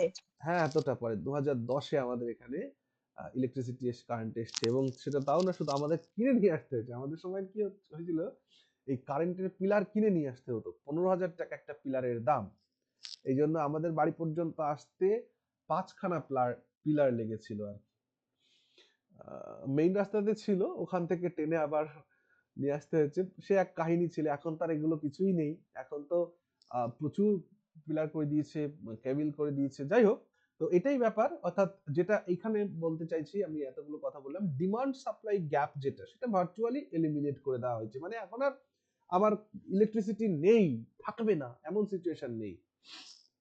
হিউম্যান ডেভেলপমেন্ট অ্যান্ড সোশ্যাল প্রগ্রেসের ক্ষেত্রে যদি দেখো, স্কুল সিস্টেম সাইজ যেখানে 24.69 কোটি স্টুডেন্টস রয়েছে, এবং স্কুল চলছে 14.71 লক্ষ স্কুলে, 14.71 লক্ষ স্কুলে 24.69 কোটি স্টুডেন্টস পড়াশোনা করছে, এবং তাদের জন্য টিচার নিয়োগ করা হয়েছে 1.01 crore। ওকে, নিয়োগ করা হয়েছে বলতে নিযুক্ত আছেন। ওকে, ম্যাটারনাল মর্টালিটি রেট 86% পর্যন্ত কমে গেছে, হিসাব কবে থেকে, 1990 থেকে। দেখো খেয়াল করো, 1990 থেকেই হিসাব করতে হবে। কেন? একটা দেশের সঠিক প্রগ্রেস হচ্ছে কিনা এইটা দেখার জন্য আমাকে একটু অতীতে যেতে হবে। হ্যাঁ, দিনের দিন দেখলে তো আমি পরিবর্তন বুঝবো না, না? এই জন্য 1990, তাহলে 1990 থেকে আজকের দিনে দাঁড়িয়ে যদি আমরা ক্যালকুলেট করি তাহলে দেখবো 86% ম্যাটারনাল মর্টালিটি রেট কমেছে। মানে জন্মকালীন মানে মা গর্ভবতী অবস্থায় সন্তান প্রসব করতে গেলে তার যে মৃত্যু হয়ে যেত, সেই যে ম্যাটারনাল মর্টালিটি রেট সেটা 86% ডিক্লাইন করেছে, কমে গেছে। এবং আন্ডার 5 মর্টালিটি রেট ডাউন হয়েছে, ঠিক আছে, 78% সিন্স 1990। এবং একটা শিশু জন্মগ্রহণ করার পরে 5 বছরের কম বয়সে মারা যাচ্ছে না, এরকম কমে গেছে 78%। ওকে, আর ইনফ্যান্ট মর্টালিটি রেট তো 25 পার 1000 লাইভ বার্থ, এটা একটা ডেটা। অর্থাৎ ভারতবর্ষে আজকের দিনে দাঁড়িয়েও ইনফ্যান্ট মর্টালিটি রেট কত? সেটা হচ্ছে 1000 শিশু জন্মগ্রহণ করলে 25টি শিশুর মৃত্যু হচ্ছে ইনফ্যান্ট মর্টালিটি রেটে। ওকে, বেশ। এমপ্লয়মেন্ট অ্যান্ড পভার্টি, দেখো আমাদের এই যে ফিনান্সিয়াল ইয়ার তার সেকেন্ড কোয়ার্টার পর্যন্ত এমপ্লয়মেন্ট জেনারেট হয়েছে 56.2 কোটি। ওকে, পার্সন এমপ্লয়েড হয়েছে। এবং সেকেন্ড কোয়ার্টার পর্যন্ত গত ফিনান্সিয়াল ইয়ার থেকে এই বছরে 8.7 লাখ নিউ জবস ক্রিয়েট হয়েছে। ওকে, ই শ্রম রেজিস্ট্রেশনস এর মাধ্যমে অ্যারাউন্ড 31 কোটি ওয়ার্কার যুক্ত হয়েছে, এবং যার মধ্যে 54% উইমেন। ভেবে দেখো একবার, একটা কথা বলে যে দেশে মহিলারা সমাজে অগ্রণী ভূমিকা গ্রহণ করতে শুরু করে তখন সেই দেশের উন্নতি হওয়া সম্ভব হয়। ওকে, আর আমাদের রাজ্যে কি হচ্ছে? উল্টো হয়ে যাচ্ছে তো। হ্যাঁ, লক্ষ্মী ভাতা নিয়ে নিয়ে সব তো ধ্বংস করে দিচ্ছে। Multi dimensional poverty index MPI, এখানে এটা মোটামুটি তোমার 55.3% থেকে কমে 11.28% এসছে। আর সোশ্যাল সার্ভিস এক্সপেন্ডিচারের ক্ষেত্রে আমাদের জিডিপির 7.9% আমরা অ্যারাউন্ড খরচ করছি, ঠিক আছে, সমাজ সেবার কাজে। সোশ্যাল সার্ভিস বলতে কি? বিনামূল্যে চিকিৎসা, বিনামূল্যে শিক্ষা, ওকে, এই সমস্ত ক্ষেত্রে আমরা 7.9% আমাদের জিডিপির খরচ করছি 25-26 অর্থবর্ষে। স্ট্র্যাটেজিক ভিশন ডিসিপ্লিন স্বদেশী, আমরা স্ট্র্যাটেজিক ভিশন হিসাবে এই ফিনান্সিয়ালে যেটা গ্রহণ করেছি সেটা হচ্ছে ডিসিপ্লিন স্বদেশী। অর্থাৎ আমরা স্বদেশী গ্রহণ করব কিন্তু উগ্রতা নয়, ডিসিপ্লিনড ওয়েতে করব। অর্থাৎ যেটা যেটা আমাদের স্বদেশী গ্রহণ করলে ভালো সেটাই, এমন নয় যে স্বদেশী মানে নিজের দেশের যা আছে তাই নিয়েই চলবো, এআইটাকে আর গ্রহণ করলাম না, ওকে, বা কম্পিউটারটাকে ব্যবহার করলাম না। যেটা মানে এই যে কোনো কিছুর মধ্যেই যখন কোনো এক্সট্রিমিজম প্রবেশ করে তখন সেটা খারাপ, তাই না?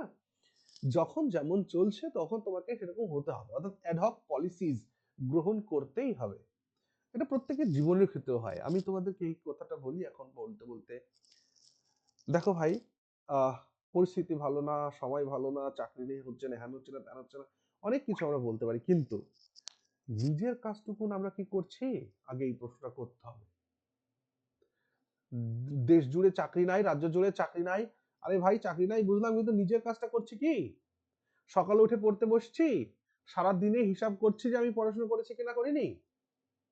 এই জায়গাগুলো কিন্তু মাথায় রাখতে হবে। শত নিরাশা হোক, আমার নিজের কাজটা আমি করলাম কিনা এটাই ইম্পর্টেন্ট। যদি নিজের কাজ করি তাহলে অবশ্যই অবশ্যই কিছু না কিছু একদিন হবে, ঠিক আছে? ওকে, সেইখানে না এই স্ট্র্যাটেজিক ভিশনের ক্ষেত্রে 3 টায়ার্স এর একটা প্রোগ্রাম দেওয়া হয়েছে। একটা বলা হয়েছে যে ক্রিটিক্যাল স্ট্র্যাটেজিক ভালনারেবিলিটিস গুলোকে অ্যাড্রেস করতে হবে আমাদের, তার সাথে সাথে আমাদের বিল্ড আপ করতে হবে হাই পে অফ ডোমেস্টিক ক্যাপাবিলিটিসকে। অর্থাৎ আমাদের যে ডোমেস্টিক ক্যাপাবিলিটি রয়েছে, মানে আমাদের দেশের মধ্যে যে প্রচুর সম্ভাবনা রয়েছে সেই জায়গাগুলোকে আমাদের নজর দিতে হবে। ওকে, আর ম্যানুফ্যাকচারিং মানে এক্সপ্যান্ড অ্যাডভান্সড ম্যানুফ্যাকচারিং গ্লোবালি, অর্থাৎ আমাদের ম্যানুফ্যাকচারটাকে এতটাই অ্যাডভান্স করতে হবে যাতে করে এটা আমরা গ্লোবালি এটাকে এক্সপোজ করতে পারি। ওকে, কারণ গ্লোবাল এক্সপোজিশন যদি না হয় তাহলে মূল্যায়ন কিভাবে হবে? মানে আমার দেশের মোবাইল ফোনটি যেটি তৈরি হচ্ছে সেটি অন্য সমকল দেশের থেকে সব থেকে ভালো, তবে গিয়েই তো ইন্ডিয়ার ব্র্যান্ড ভ্যালু হবে।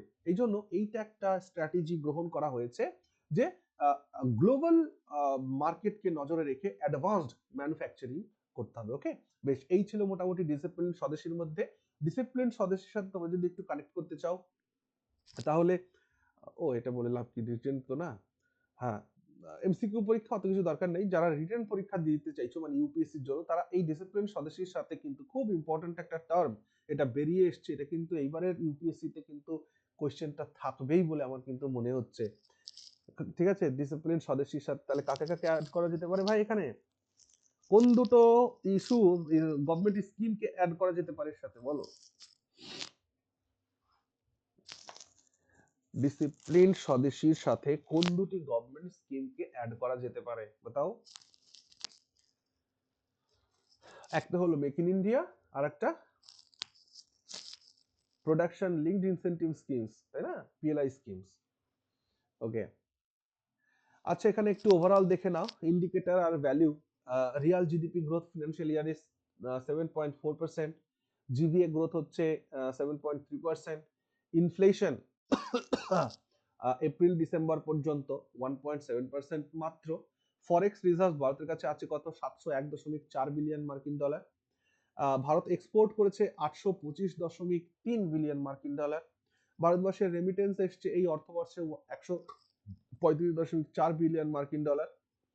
এনপিএস গ্রস হয়েছে 2.2%, আর জনধন অ্যাকাউন্ট ওপেন হয়েছে 55.02 কোটি।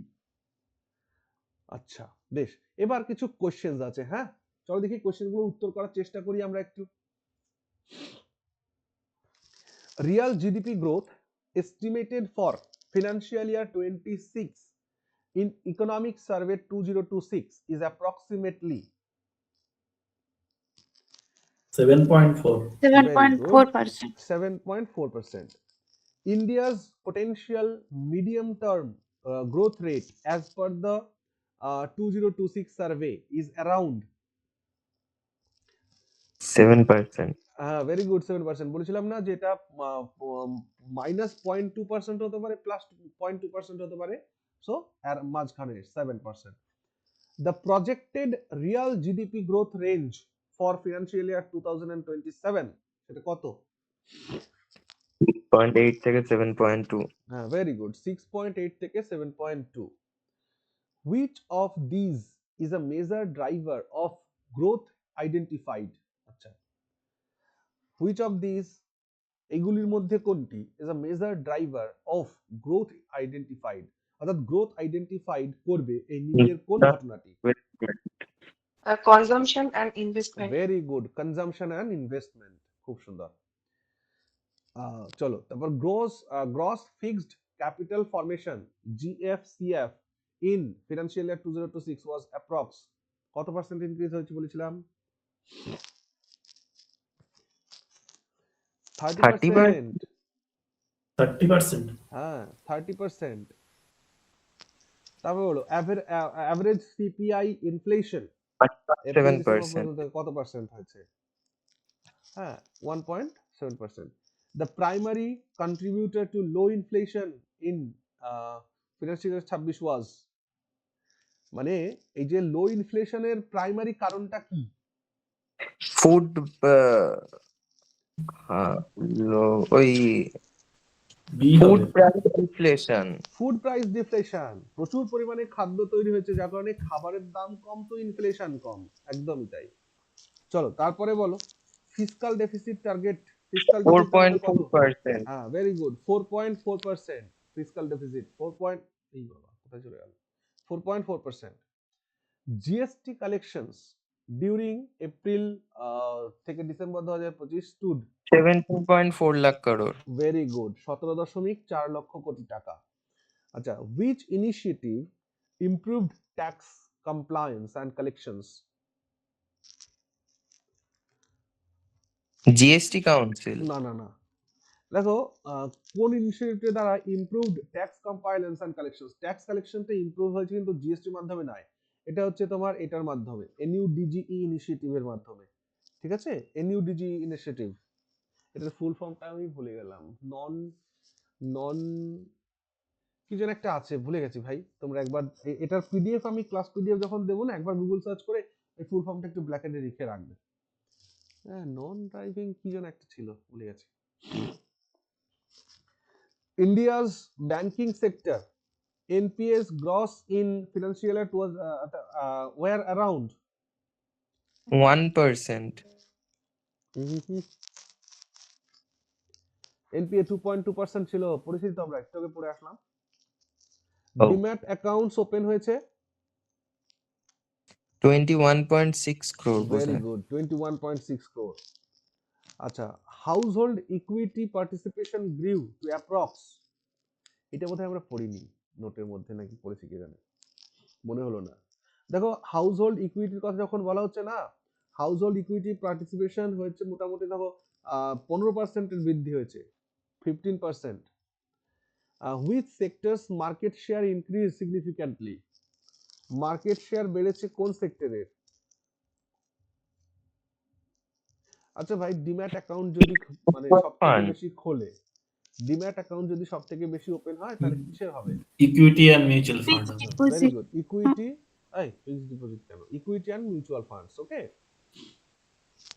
ইন্ডিয়া's share in global merchandise exports was approx 1.8%. 1.8%. Very good. Remittances received by India were around 135.4 billion. 135.4 billion. Forex reserves cover India's imports for approx 11 months. 11 হবে।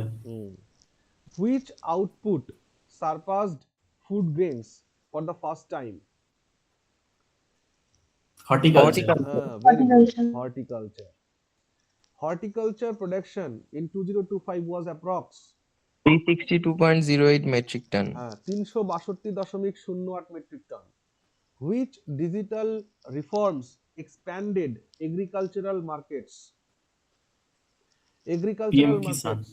কিষান মান্ডি বলো, এই ভাই কিষান মান্ডিতে PM কিষান কি করে এলো? ই নাম মনরেগা তো না, আচ্ছা। না। ই নাম, দেখো আমরা একটু আগে আলোচনা করেছিলাম জায়গাটাতে, কৃষকদের কথাটা কোথায় ছিল রে ভাই? ই নাম, আমি ওই সময়টা ই নামটা না বলিনি, এই জন্যই প্রবলেমটা হয়েছে। হ্যাঁ হ্যাঁ। এই যে এটা দেখো, ডিজিটাল আচ্ছা, মান্ডিজ, ঠিক আছে, যেটাকে আমরা ই নাম বলছি, এখানে 1.79 crore নতুন কৃষক কিন্তু জয়েন করেছে, এবং 1522টা মান্ডিজ এর মধ্যে, ঠিক আছে, ই নাম অ্যাপ্লিকেশন। হ্যাঁ, চল তারপর বলো, manufacturing GVA growth second quarter পর্যন্ত কত ছিল ম্যানুফ্যাকচারিং জিভিএ? 9.13। হ্যাঁ, 9.13, 19.13%। Very good. আচ্ছা, তোমার এই যে পিএলআই স্কিম, মানে production linked incentive schemes investments stood at approx বি হবে 2 crore, 2 lakh crore। 2 lakh crore. Very good, 2 lakh crore. এবং মনে রাখবে, একটা প্রশ্ন আরেকটার সাথে যুক্ত হবে, আমি কোশ্চেনটা আছে কিনা জানি না, এই পিএলআই স্কিমের মাধ্যমে কতগুলো সেক্টরকে টার্গেট করা হয়েছে বলতো? টার্গেটেড সেক্টরস সংখ্যা হচ্ছে 14টি সেক্টরকে টার্গেট করা হয়েছে, ঠিক আছে। পিএলআই স্কিমের মাধ্যমে 14টি সেক্টরকে টার্গেট করা হয়েছে, এবং সেখানে টোটাল ইনভেস্টমেন্ট এসছে 2 লক্ষ কোটি টাকা, ঠিক আছে। আচ্ছা, highways express corridors expanded to approx, highway কতটা আমরা বাড়িয়েছি? 10 গুণ হয়ে গেছে, 5364। হ্যাঁ, 5364 কিমি।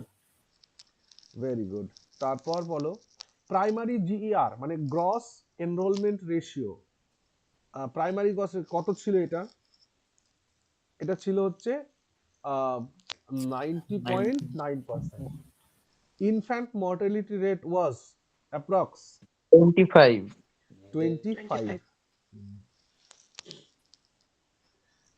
পভার্টি ডিক্লাইন্ড টু অ্যাবাউট, দারিদ্রতা কতটুকুন আমরা কমাতে পেরেছি? 11.28। এটা নোটে ছিল না, কোশ্চেনের মধ্যে থেকে পড়বে কিন্তু এগুলো। ইকোনমিক সার্ভেজ স্ট্র্যাটেজিক ভিশন ওয়াজ টার্মড, ইকোনমিক সার্ভের যে স্ট্র্যাটেজিক ভিশন ছিল, সেটার টার্মটাকে কি করা, মানে কি টার্ম করা হয়েছে? Discipline swadeshi. Very good, discipline swadeshi, discipline swadeshi, disciplined Swadeshi aims to make India import dependent, globally indispensable, only service led growth, like focus on agriculture only. Import independent.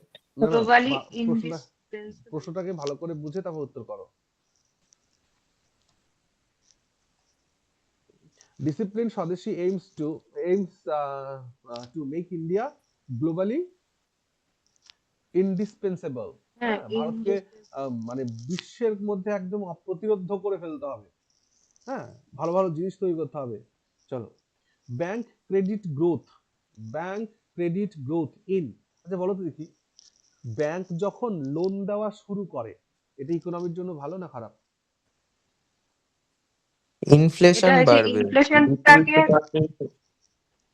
কমিয়ে হ্যাঁ, দেবে, তার জন্য ইকোনমির জন্য ব্যাংক খারাপ। Loan দেওয়া শুরু করা মানে এটা ভালো জিনিস তো। ব্যাংক যত লোন দিবে তত না ইকোনমিটা বুম করবে, তাই না? মানুষের কাছে টাকা আসবে, আর মানুষ টাকা পেয়ে তার নিজের কিছু ধান্দা করবে, ঠিক? তো এটা ভালো, গুড। আচ্ছা, তো প্রশ্ন কি? প্রশ্ন হচ্ছে ব্যাংক ক্রেডিট, হ্যাঁ কত, 14.5%, তাই না? এটা পড়েছি তো আমরা। Which programme had highest DBT savings? এটা হচ্ছে DBT via DPI, okay. Which scheme accounts for largest number of bank accounts? কোন স্কিমের মাধ্যমে সবথেকে বেশি ব্যাংক অ্যাকাউন্ট আমরা খুলতে পেরেছি? পিএমজেডি। হ্যাঁ, জনধন। প্রধানমন্ত্রী জনধন যোজনা, হ্যাঁ, পিএমজেডিওয়াই, ভেরি গুড। আচ্ছা, which market covers direct benefit transfer payments? Which market covers direct benefit transfer payments?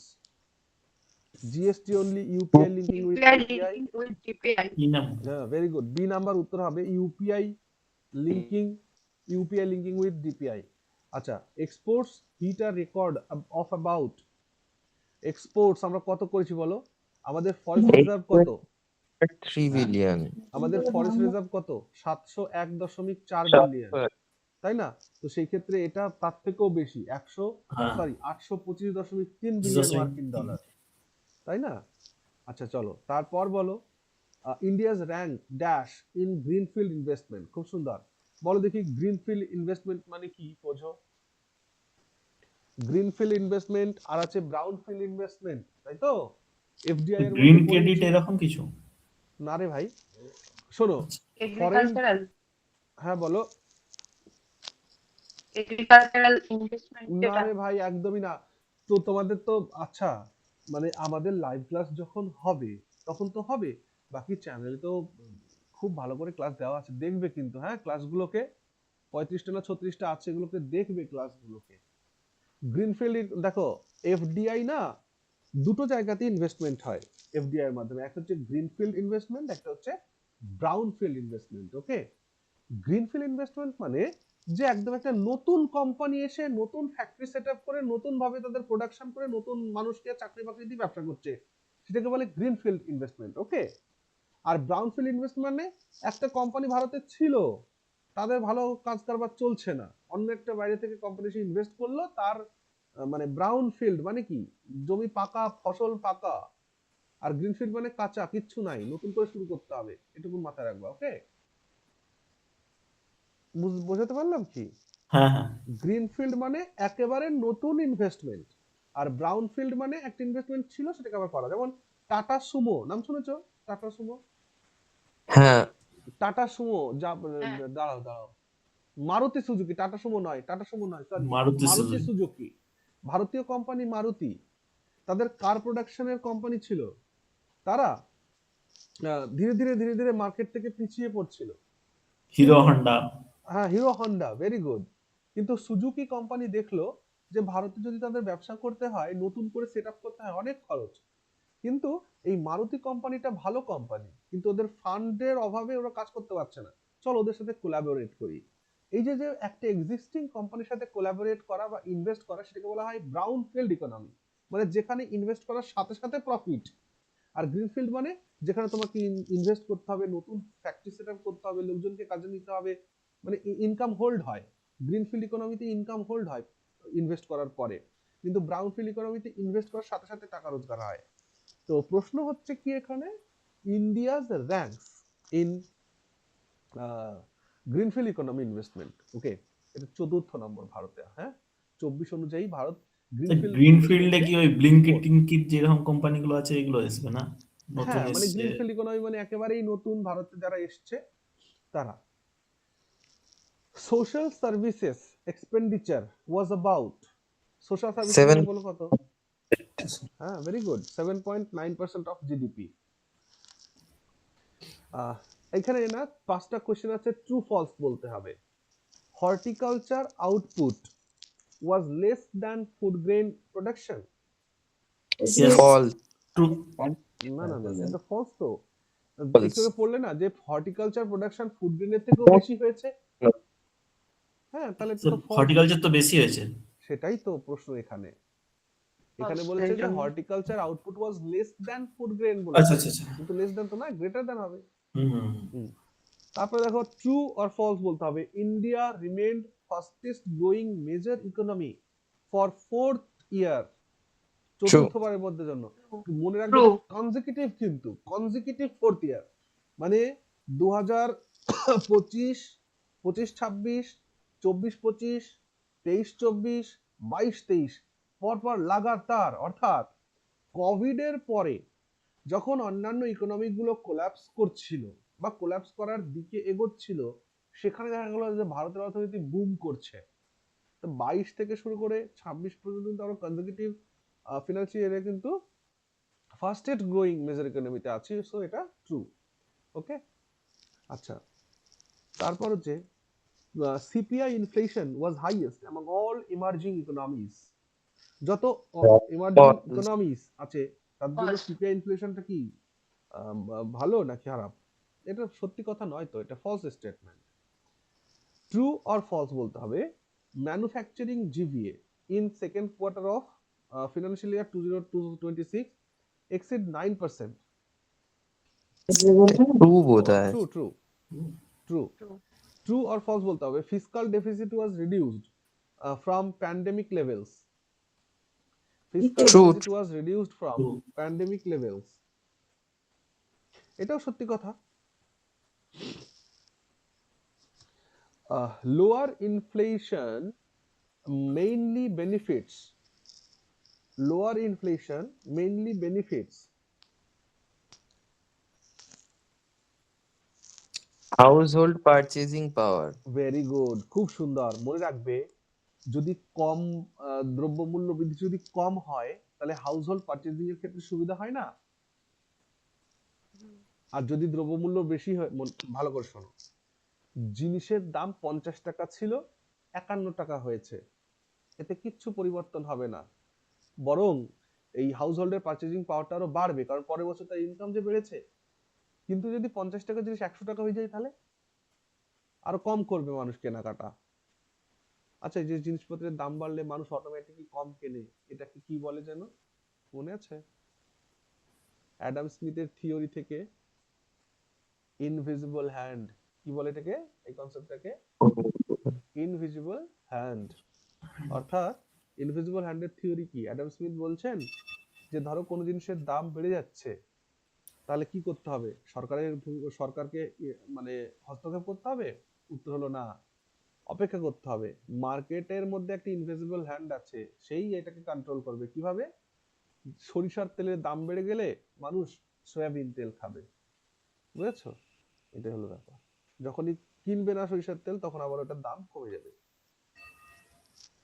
আচ্ছা বলো, এটা হাইয়ার জিএফসিএফ ইন্ডিকেটস, হাইয়ার জিএফসিএফ ইন্ডিকেটস মানে আমি যদি মানে গ্রস ফাইনাল ক্যাপিটাল তোমার ফরমেশন করি তাহলে কি হবে?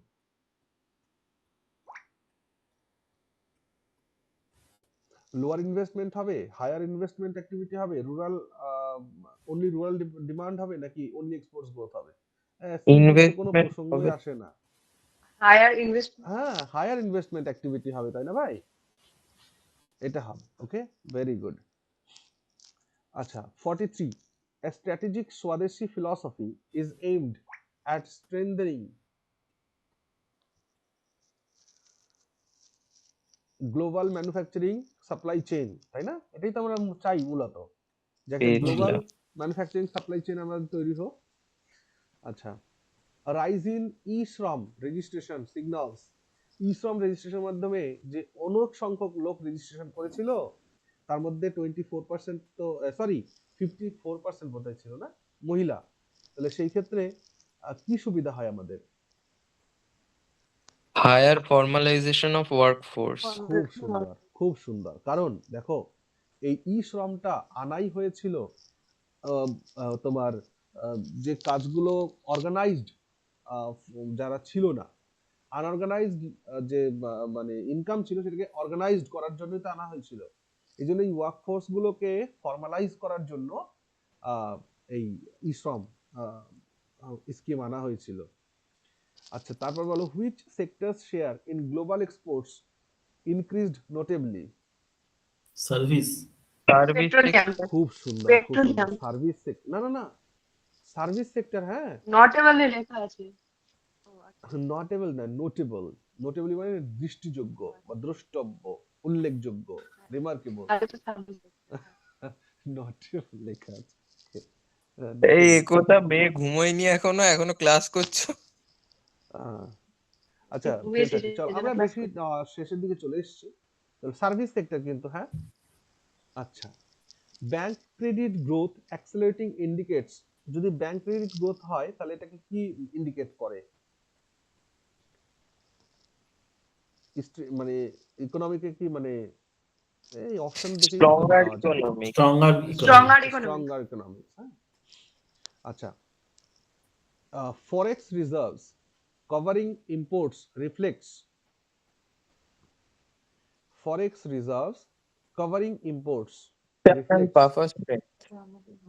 External buffer strength. একদম তাই, একদম সত্যি কথা। এক্সটার্নাল বাফার স্ট্রেংথ আমার আছে তবেই তো। Okay, PLI scheme primarily aids, PLI scheme মানে প্রোডাকশন লিঙ্কড ইনসেন্টিভ স্কিমস, এটা মানে এর এইটা কি? বা এটা কাকে সাহায্য করে? Service export. আরে তা কি করে হবে? বারবার বলছি লোকাল ম্যানুফ্যাকচারিং হবে। Local manufacturing. বলেছিলাম না যে পিএলআই স্কিমের সাথে তোমার কানেক্টেড করতে ওই আরে এটা কি বলে জানো ভাই?